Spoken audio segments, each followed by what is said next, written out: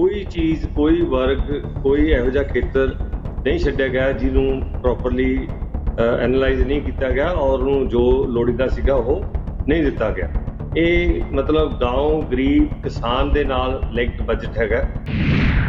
Agriculture sector की गल कर लीए तो तुसीं ये देखो कि 20 लाख करोड़ रुपए का जिहड़ा क्रेडिट हैगा उसकी फैसिलिटी एक्सटेंड की है जिहड़ी एवर हाईएस्ट हैगी है। ਭਾਰਤ ਸਰਕਾਰ ਨੇ ਸਾਡੇ ਕਿਸਾਨਾਂ ਦੀਆਂ ਫਸਲਾਂ ਖਰੀਦਣ ਲਈ 1 ਵੀ ਰੁਪਈਆ ਜਿਹੜਾ ਇਸ ਬਜਟ ਦੇ ਵਿੱਚ ਨਹੀਂ ਰੱਖਿਆ। ਇਹ ਜਿਹੜਾ ਬਜਟ ਹੈ ਇਹ ਸਾਡੇ ਮੁਕੰਮਲ ਹੀ ਕਿਸਾਨ ਵਿਰੋਧੀ ਹੈ ਔਰ ਜਿਹੜਾ ਰੱਖਿਆ ਗਿਆ ਕਿ ਅਸੀਂ 20 ਲੱਖ ਕਰੋੜ ਰੁਪਈਆ ਉਹ ਕਿਸਾਨਾਂ ਨੂੰ ਦੇਣਾ ਹੈ ਕਰਜ਼ ਦੇ ਰੂਪ ਦੇ ਵਿੱਚ, ਤਾਂ ਇਹ ਜਿਹੜਾ ਇੱਕ ਲੁਕਵੇਂ ਰੂਪ 'ਚ ਕਿਸਾਨਾਂ ਉੱਤੇ ਹਮਲਾ ਹੈ। ਕਿਸਾਨ ਖੁਦਕੁਸ਼ੀਆਂ ਕਰ ਰਹੇ ਨੇ ਤਾਂ ਕਿਸਾਨਾਂ ਨੂੰ ਉਹਦੇ ਲਈ 1 ਰੁਪਈਆ ਵੀ ਕੋਈ ਰਾਹਤ ਨਹੀਂ ਦਿੱਤੀ ਗਈ, ਕਿਸਾਨਾਂ ਦੇ ਕਰਜ਼ੇ ਤੇ ਲੀਕ ਨਹੀਂ ਫੇਰੀ ਗਈ ਔਰ ਜਿਹੜੇ ਕਿਸਾਨ ਪਹਿਲਾਂ ਹੀ ਤਰਾਹ ਕਰ ਰਹੇ ਨੇ ਕਰਜ਼ਾ ਜਿਹੜਾ ਕਿਸਾਨਾਂ ਦੀ ਜਾਨ ਦਾ ਖੌਅ ਬਣ ਗਿਆ ਤਾਂ ਉਹਦੇ ਤੋਂ ਬਚਾਉਣ ਲਈ ਪੈਸਾ ਰੱਖਿਆ ਜਾਣਾ ਸੀ, ਉਹ 1 ਵੀ ਰੁਪਈਆ ਨਹੀਂ ਰੱਖਿਆ ਗਿਆ। ਆਮ ਜਨਤਾ ਨੂੰ, ਛੋਟੇ ਦੁਕਾਨਦਾਰ ਨੂੰ, ਛੋਟੇ ਸੈਲਰੀ ਕਲਾਸ ਨੂੰ, ਕਿਸਾਨਾਂ ਨੂੰ ਹੋਰ ਕਰਜ਼ੇ ਦੇ ਜਾਲ ਦੇ ਵਿੱਚ ਫਸਾਉਣ ਦੀ ਇੱਕ ਸਿਸਟਮ ਨਜ਼ਰ ਆ ਰਿਹਾ ਹੈ ਔਰ ਜਿਹੜੇ ਵੱਡੀਆਂ ਇੰਡਸਟਰੀਜ਼ ਆ ਉਹਨਾਂ ਦੇ ਤਾਂ NPO 11 ਲੱਖ ਕਰੋੜ ਹੋ ਚੁੱਕਿਆ, ਉਹਨਾਂ ਤੋਂ ਤਾਂ ਕੋਈ ਰਿਕਵਰੀ ਹੁੰਦੀ ਨਹੀਂ। MSME ਤਾਂ ਪਹਿਲਾਂ ਹੀ 30.3% ਦਾ ਕਰਜ਼ਾ ਉਹਦਾ ਵੱਧ ਚੁੱਕਿਆ, ਇਨਕਰੀਜ਼ ਹੋ ਚੁੱਕਿਆ ਉਹਦਾ। ਬਿਨ ਮੰਗੇ ਮੋਤੀ ਮਿਲੇ ਪਰ ਸਿਹਤ ਸੇਵਾਵਾਂ 'ਚ ਤਾਂ ਐਸੀ ਕੋਈ ਗੱਲ ਨਹੀਂ ਮਿਲੀ। ਰੋੜੇ ਭਾਵੇਂ ਮਿਲੇ ਹੁਣ, ਮੋਤੀ ਤੇ ਕੋਈ ਨਹੀਂ ਮਿਲੇ। ਜਿਹੜੇ ਕਹਿ ਰਹੇ ਜੀ 20 ਲੱਖ ਕਰੋੜ ਰੁਪਏ ਦਾ ਕ੍ਰੈਡਿਟ ਫੈਸਿਲਿਟੀ ਦੇਤੀ ਕਿਸਾਨਾਂ ਨੂੰ ਦਬਾਉਣ ਵਾਸਤੇ, ਉਹ ਭਾਈ ਵੀਰ ਮੇਰੇ ਜਿੰਨੀ ਦੇਰ ਕਿਸੇ ਕੋਲੇ ਕੋਈ ਵਰਕਿੰਗ ਕੈਪੀਟਲ ਨਹੀਂ ਹੋਏਗੀ, ਕੋਈ ਕਿਤੋਂ ਲੋਨ ਨਹੀਂ ਬੰਦਾ ਲਏਗਾ, ਉਹ ਅੱਗੇ ਤਾਂ ਵਧ ਨਹੀਂ ਸਕਦਾ। ਸਾਡੇ 65% ਲੋਕ ਖੇਤੀ ਪ੍ਰਧਾਨ ਮੁਲਕ ਦੇ ਵਿੱਚ ਹੈਗੇ ਨੇ ਤੇ ਸਰਕਾਰ ਨੂੰ ਪਤਾ ਇਸ ਗੱਲ ਦਾ ਭਲੀ ਬਾਤ, ਉਹ ਕੋਈ ਇਹੋ ਜਿਹੀ ਪਾਲਿਸੀ ਨਹੀਂ ਬਣਾਉਣਗੇ ਜਿਹਦੇ ਨਾਲ ਕਿ ਜਿਹੜੀ ਕਿਸਾਨੀ ਜਾਂ ਜਿਹੜੇ ਕਿਸਾਨ ਮਜ਼ਦੂਰ ਹੈਗੇ ਨੇ ਜਾਂ ਛੋਟੇ ਕਿਸਾਨ ਹੈਗੇ ਨੇ ਉਹ ਸਾਥੋਂ ਨਾਰਾਜ਼ ਹੋਣ। ਸਰਕਾਰ ਤੇ ਕਾਨੂੰਨ ਬਣਾਉਣਾ ਜਿਹੜੇ ਤੋਂ ਭੱਜ ਰਹੀ ਹੈ ਸਰਕਾਰ, ਕਮੇਟੀ ਦੇ ਵਿੱਚ ਰੋਲਿਆ ਜਾ ਰਿਹਾ ਸਾਨੂੰ ਕਿ ਜਿਹੜਾ ਅਸੀਂ ਜ਼ੀਰੋ ਬਜਟ ਵਾਲੀ ਖੇਤੀ ਲਿਆਵਾਂਗੇ ਜਾਂ ਕੁਦਰਤੀ ਖੇਤੀ ਲਿਆਵਾਂਗੇ, ਉਹ ਤੇ ਜਿਹੜੀ ਨੀਤੀ ਬਣਾਉਣੀ ਹੈ ਉਹ ਨਰਿੰਦਰ ਤੋਮਰ ਦਾ ਡਿਪਾਰਟਮੈਂਟ ਹੈ, ਉਹਨੇ ਉਹ ਸਾਰੀ ਬਣਾਉਣੀ ਹੈ, ਉਹ ਸਾਨੂੰ ਦੱਸਣ, ਕਿਸਾਨਾਂ ਨੂੰ ਲਿਆਉਣ। ਸਰਕਾਰ ਕਾਨੂੰਨ ਬਣਾ ਦੇਵੇ ਕਿ ਜਿਹੜਾ ਵੀ ਉਸ ਤੋਂ ਘੱਟ ਖਰੀਦੇਗਾ ਉਹਨੂੰ ਇੰਨੀ ਸਜ਼ਾ ਹੋਵੇਗੀ, ਕੋਈ ਵੀ ਘੱਟ ਨਹੀਂ ਖਰੀਦੇਗਾ, ਕਿਤੇ ਵੀ ਘੱਟ ਨਹੀਂ ਵਿਕੇਗੀ ਫਸਲ, ਵੀ ਉਹ MSP ਤੇ ਫਸਲ ਦੇਸ਼ ਪੂਰੇ 'ਚ ਖਰੀਦੀ ਜਾਵੇਗੀ। ਇਹਦੇ ਤੇ ਇੱਕ ਕਾਨੂੰਨ ਬਣਾ ਦਿੱਤਾ ਜਾਵੇ। ਜੋ ਅਸਲ PPP ਮਾਡਲ ਹੈ ਇਹ ਪਬਲਿਕ ਮਨੀ ਨੂੰ ਨਿੱਜੀ ਖੇਤਰ ਨੂੰ ਸੌਂਪਣ ਵਾਲੀ ਗੱਲ ਹੈ। $5 ਟ੍ਰਿਲੀਅਨ ਦੀ ਅਸੀਂ ਜਿਹੜੀ ਹੈ ਇਕਨੋਮੀ ਕਰਨ ਜਾ ਰਹੇ ਹਾਂ ਹਿੰਦੁਸਤਾਨ ਨੂੰ, ਉਹ ਵੀ ਜੁਮਲਾ ਬਣ ਕੇ ਰਹਿ ਗਿਆ। 2 ਕਰੋੜ ਨੌਕਰੀਆਂ ਹਰ ਸਾਲ, ਉਹ ਵੀ ਜੁਮਲਾ ਬਣ ਕੇ ਰਹਿ ਗਿਆ। ਨੈਸ਼ਨਲ ਹੈਲਥ ਮਿਸ਼ਨ ਤੇ ਜਿਹੜਾ ਬਜਟ ਹੈ ਸਿਰਫ 0.21% ਵਧਾਇਆ ਗਿਆ, ਪਰ ਅੱਜ ਦੀ ਆਸ਼ਾ ਵਰਕਰ ਨੂੰ, ਆਂਗਨਵਾੜੀ ਨੂੰ ਕੰਮ ਦਰਜਾ ਵੀ ਇਸ ਬਜਟ ਵਿੱਚ ਕੋਈ ਜ਼ਿਕਰ ਨਹੀਂ ਹੈ। ਰੂਰਲ ਇੰਪਲੋਇਮੈਂਟ ਸੈਕਟਰ ਦੇ ਵਿੱਚ ਕੋਈ ਜ਼ਿਕਰ ਨਹੀਂ ਹੈ। ਇਹਨਾਂ ਦੀ ਜਿਹੜੀ ਨੀਤੀ ਰਹੀ ਹੈ ਠੇਕੇ ਤੇ ਡਾਕਟਰ ਭਰਤੀ ਕਰਨ ਦੀ, ਉਹੀ ਫੇਰ ਚੱਲੇਗੀ। ਸਿਹਤ ਸੇਵਾਵਾਂ ਤੇ ਬਜਟ ਨੂੰ ਵਧਾਉਣਾ ਚਾਹੀਦਾ ਹੈ, ਇੰਨੇ ਬਜਟ ਨਾਲ ਕੁਝ ਨਹੀਂ ਹੁੰਦਾ। ਬਜਟ ਘਟਾ ਦਿੱਤਾ ਗਿਆ ਹੈ, ਇਹ ਬੜੇ ਅਫਸੋਸ ਦੀ ਗੱਲ ਹੈ। ਭਾਰਤ 7 ਪੁਆਇੰਟ ਹੋਰ ਨੀਚੇ ਖਿਸਕ ਗਿਆ, 121 ਚੋਂ 107ਵੇਂ ਨੰਬਰ ਤੇ ਪਹੁੰਚ ਗਿਆ ਜੀ। ਇਹ ਪਿਛਲੇ ਬਜਟਸ ਦੇ ਵਿੱਚ ਜਿਹੜੇ ਇਹਨਾਂ ਨੇ ਲੁਭਾਵਣੇ ਗੱਲਾਂ ਕੀਤੀਆਂ ਸੀ ਜਿੱਦਾਂ ਅੱਜ ਕਰ ਰਹੇ ਆ, ਉਹ ਸਾਰੀਆਂ ਫੇਲ ਹੋਈਆਂ। 87,000 ਕਰੋੜ ਰੁਪਇਆ LIC ਦਾ ਅਡਾਨੀ ਕੋਲੇ ਫਸਾਤਾ। SBI ਉਹ ਅੱਜ ਖਤਰੇ 'ਚ ਆਇਆ ਪਿਆ। ਸਾਡੇ 140 ਕਰੋੜ ਬੰਦਿਆਂ ਨੂੰ ਹਰ ਚੀਜ਼ ਚਾਹੀਦੀ ਹੈ। ਉਹਨਾਂ ਨੂੰ ਮਕਾਨ ਵੀ ਚਾਹੀਦਾ, ਰੋਟੀ ਵੀ ਚਾਹੀਦੀ ਹੈ, ਸਾਈਕਲ ਵੀ ਚਾਹੀਦਾ, ਕਾਰ ਵੀ ਚਾਹੀਦੀ ਹੈ, ਰੋਡਸ ਵੀ ਚਾਹੀਦੀਆਂ, ਰੇਲ ਵੀ ਚਾਹੀਦੀ ਹੈ, 에ਅਰਪੋਰਟ ਵੀ ਚਾਹੀਦਾ। ਸਾਡੇ ਰਾਜਨੇਤਾਵਾਂ ਨੂੰ ਵੀ ਇੱਕ ਰੋਲ ਮਾਡਲ ਆਪਣੇ ਆਪ ਨੂੰ ਪੇਸ਼ ਕਰਨਾ ਪਏਗਾ, ਤਾਂ ਹੀ ਸਮਾਜ ਉਹਨਾਂ ਨੂੰ ਫਾਲੋ ਕਰੇਗਾ। ਜੇ ਰਾਜਨੇਤਾ ਹੀ ਇੱਕ ਰੋਲ ਮਾਡਲ ਨਹੀਂ ਹੋਣਗੇ ਤਾਂ ਕੌਣ ਉਹਨਾਂ ਨੂੰ ਫਾਲੋ ਕਰੇਗਾ।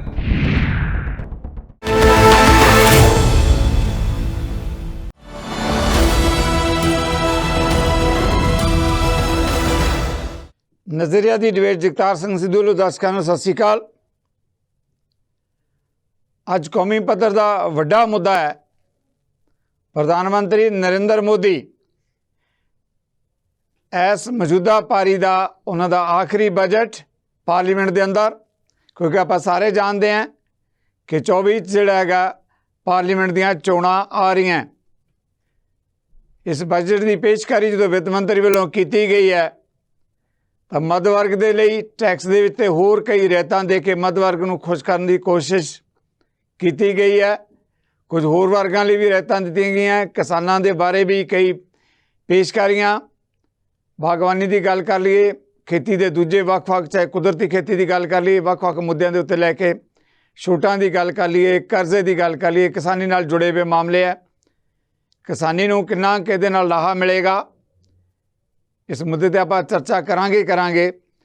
ਸਿਹਤ ਸੇਵਾਵਾਂ ਦੀ ਗੱਲ ਹੈ, ਇਸੇ ਤਰੀਕੇ ਦੇ ਨਾਲ ਜਿਹੜਾ ਹੈਗਾ, ਚਾਹੇ ਸਿੱਖਿਆ ਖੇਤਰ ਦੀ ਗੱਲ ਹੈ, ਰੁਜ਼ਗਾਰ ਦੀ ਗੱਲ ਹੈ, ਕਿਹੜੇ ਖੇਤਰਾਂ 'ਚ ਰਿਆਇਤਾਂ ਮਿਲੀਆਂ, ਬਹੁਤ ਕੁਝ ਹੈ। ਕਿਉਂਕਿ ਇਹ ਸਾਰਾ ਕੁਝ ਜਾ ਕੇ ਕਿਧਰੇ 24 ਦਾ ਜਿਹੜਾ ਪਾਰਲੀਮੈਂਟ ਚੁਣਾਵ ਆ ਰਿਹਾ, ਉਹਦੇ 'ਤੇ ਵੀ ਇੱਕ ਤਰ੍ਹਾਂ ਦੀ ਰਿਫਲੈਕਸ਼ਨ, ਇਸ ਦਾ ਪਰਛਾਵਾਂ ਪਏਗਾ, ਨਜ਼ਰੀਆ ਆਪਣਾ ਇਹਨਾਂ ਮੁੱਦਿਆਂ 'ਤੇ। ਮੇਰੇ ਨਾਲ ਪੈਨਲ 'ਤੇ ਜਿਹੜੇ ਮਹਿਮਾਨ ਮੇਰੀ ਬੇਨਤੀ ਪ੍ਰਵਾਨ ਕਰਕੇ ਜੁੜ ਚੁੱਕੇ ਹੈ, ਜਿਨ੍ਹਾਂ ਦੇ ਵਿੱਚ ਗੁਰਮੀਤ ਸਿੰਘ ਮਹਿਮਾ ਜੀ ਨੇ, ਕਦਾਵਰ ਕਿਸਾਨ ਆਗੂ, ਦਿੱਲੀ ਦੇ ਬਾਰਡਰ 'ਤੇ ਲੜਾਈ ਲੜਦੇ ਰਹੇ ਹੈ। ਸਾਡੇ ਨਾਲ ਦੂਜੇ ਮਹਿਮਾਨ ਡਾਕਟਰ ਅਰਨ ਮਿੱਤਰਾ, ਸਿਹਤ ਸੇਵਾਵਾਂ ਖੇਤਰ ਦੇ ਜਾਣੇ ਪਹਿਚਾਣੇ ਚਿਹਰੇ ਨੇ। ਇਸੇ ਤਰੀਕੇ ਨਾਲ SS ਚੰਨੀ ਜੀ, ਕੌਮੀ ਪੱਧਰ 'ਤੇ ਜਦੋਂ ਆਪਾਂ ਗੱਲ ਕਰਦੇ ਹਾਂ ਨੁਮਾਇੰਦਗੀ ਦੀ ਭਾਜਪਾ ਦੀ, ਉਸ ਦੇ ਬੁਲਾਰੇ 'ਤੇ ਪ੍ਰਸ਼ਾਸਕੀ ਤਜਰਬਾ ਰੱਖਦੇ ਹੈ। ਸਾਡੇ ਨਾਲ ਅਗਲੇ ਮਹਿਮਾਨ ਪਾਸੀ ਜੀ, ਆਮ ਆਦਮੀ ਪਾਰਟੀ ਸੱਤਾ 'ਚ ਪੰਜਾਬ 'ਚ ਔਰ ਉਸ ਦੀ ਨੁਮਾਇੰਦਗੀ ਕਰਦੇ ਹੈ। ਬਿਕਰਮਜੀਤ ਪਾਸੀ ਤੇ ਸਾਰੇ ਮਹਿਮਾਨਾਂ ਦੇ ਅਸੀਂ ਧੰਨਵਾਦੀ ਹਾਂ। ਜਿਸ ਮੁੱਦੇ 'ਤੇ ਆਪਾਂ ਚਰਚਾ ਲੈ ਰਹੇ ਹਾਂ, ਪਹਿਲਾ ਸਵਾਲ ਜਿਹੜਾ ਹੈਗਾ ਚੰਨੀ ਜੀ, ਕਾਇਦੇ ਮੁਤਾਬਕ ਤੁਹਾਡੇ ਤੋਂ ਹੀ ਬਣਦਾ, ਮੈਂ ਤੁਹਾਡੇ ਤੋਂ ਲੈ ਰਿਹਾ। ਕੇਂਦਰ ਜਿਹੜਾ ਬਜਟ ਪੇਸ਼ ਕੀਤਾ ਗਿਆ ਹੈ, ਕਈ ਰਹਿਤਾਂ, ਕਈ ਵਰਗਾਂ ਦੇ 'ਚ ਨਾਰਾਜ਼ਗੀ, ਨਿਰਾਸ਼ਤਾ ਵੀ ਨਜ਼ਰ ਆਉਂਦੀ ਹੈ। ਕਿਵੇਂ ਦੇਖਦੇ ਹੋ ਇਸ ਬਜਟ ਨੂੰ? ਪੈਨਲਿਸਟ ਔਰ ਤੁਹਾਡੇ ਸਾਰੇ ਜਿਹੜੇ ਵਿਊਅਰਸ ਹੈਗੇ ਨੇ, ਉਹਨਾਂ ਦਾ ਸਤਿ ਸ਼੍ਰੀ ਅਕਾਲ ਵੀ ਕਹਿੰਦਾ ਔਰ ਬਹੁਤ-ਬਹੁਤ ਮੁਬਾਰਕਬਾਦ ਵੀ ਦਿੰਦਾ, ਕਿਉਂਕਿ ਅੱਜ ਜਿਹੜਾ ਮੋਦੀ 2.0 ਕਾਲ ਹੈਗਾ, ਉਹਦਾ ਜਿਹੜਾ ਰੈਗੂਲਰ ਬਜਟ ਹੈਗਾ, ਜਿਹੜਾ ਫੁੱਲ ਫਲੈਜ ਬਜਟ ਹੈ, ਉਹ ਅੱਜ ਪੇਸ਼ ਕੀਤਾ ਗਿਆ ਜੀ ਮੈਡਮ ਸੀਤਾਰਮਨ ਵੱਲੋਂ। ਔਰ ਮੈਂ ਦੋਨਾਂ ਨੂੰ ਵੀ ਬਹੁਤ-ਬਹੁਤ ਮੁਬਾਰਕਬਾਦ ਦਿੰਦਾ ਔਰ ਧੰਨਵਾਦ ਵੀ ਕਰਦਾ ਕਿ ਇਹੋ ਜਿਹਾ ਬਜਟ ਉਹਨਾਂ ਨੇ ਦਿੱਤਾ ਕਿ ਜਿਹੜਾ, ਜਿਵੇਂ ਆਪਾਂ ਕਹਿੰਦੇ ਨਾ, ਬਿਨ ਮੰਗੇ ਮੋਤੀ ਮਿਲੇ। ਕਿਉਂਕਿ ਕੋਈ ਚੀਜ਼, ਕੋਈ ਵਰਗ, ਕੋਈ ਇਹੋ ਜਿਹਾ ਖੇਤਰ ਨਹੀਂ ਛੱਡਿਆ ਗਿਆ ਜਿਹਨੂੰ ਪ੍ਰੋਪਰਲੀ ਐਨਾਲਾਈਜ਼ ਨਹੀਂ ਕੀਤਾ ਗਿਆ ਔਰ ਉਹਨੂੰ ਜੋ ਲੋੜੀਂਦਾ ਸੀਗਾ ਉਹ ਨਹੀਂ ਦਿੱਤਾ ਗਿਆ। ਇਹ ਮਤਲਬ ਗਾਂਵ ਗਰੀਬ ਕਿਸਾਨ ਦੇ ਨਾਲ ਲਿੰਕਡ ਬਜਟ ਹੈਗਾ।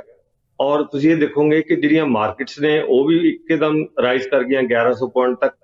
ਜਿਹੜਾ ਸਾਡਾ ਬੰਬੇ ਸਟਾਕ ਐਕਸਚੇਂਜ ਹੈਗਾ ਔਰ ਉਹਦੇ ਨਾਲ ਜਿਹੜੇ ਇੰਡਸਟਰੀ ਹੈਗੀ ਹੈ, ਉਹਨਾਂ ਦੇ ਜਿਹੜੇ ਵਿਊਜ਼ ਹੈਗੇ ਨੇ ਉਹ ਵੀ ਬਹੁਤ ਪੋਜ਼ਿਟਿਵ ਨੇ। ਹਰ ਬੰਦੇ ਨੇ, ਕੋਈ ਵੀ ਵਰਗ ਹੈਗਾ, ਉਹਨਾਂ ਨੇ ਇਹਨੂੰ ਪੋਜ਼ਿਟਿਵ ਲਿਆ ਐਜ਼ ਥੰਬਸ ਅਪ।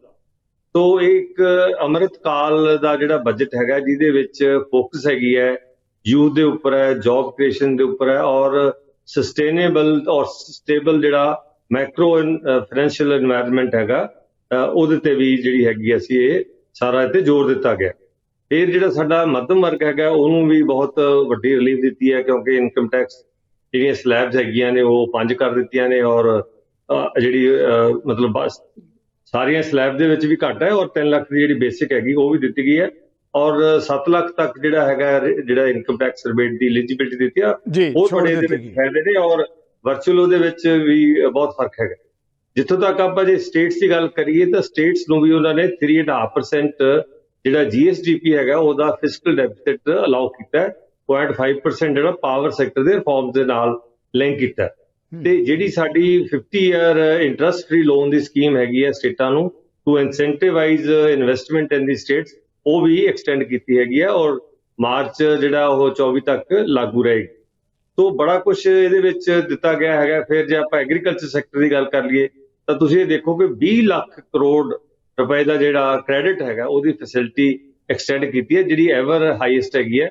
ਔਰ ਉਹਦੇ ਨਾਲ ਜਿਹੜੀ ਸਾਡੀ ਫਰਟੀਲਾਈਜ਼ਰ ਮਿਨਿਸਟਰੀ ਹੈਗੀ ਹੈ ਉਹਦਾ ਬਜਟ 1.78 ਲੱਖ ਕਰੋੜ ਹੈ ਤੇ ਜਿਹੜੀ ਐਗਰੀਕਲਚਰ ਮਿਨਿਸਟਰੀ ਹੈਗੀ ਹੈ ਉਹਦਾ 1.25 ਲੱਖ ਕਰੋੜ ਦਾ ਜਿਹੜਾ ਬਜਟ ਹੈਗਾ। ਔਰ ਉਹਦੇ ਵਿੱਚ ਬੜੀਆਂ ਸਟਾਰਟਅਪ ਨੂੰ ਲੈ ਕੇ, ਹਾਰਟੀਕਲਚਰ ਨੂੰ ਲੈ ਕੇ, ਜਿਹੜੀਆਂ ਆਪਣੀਆਂ ਜਿਹੜੀਆਂ ਤੁਹਾਡੀਆਂ ਆਪਣੀਆਂ ਗਡਾਊਨਸ ਨੂੰ ਲੈ ਕੇ, ਜਾਂ ਜਿਹੜੀ ਆਪਣਾ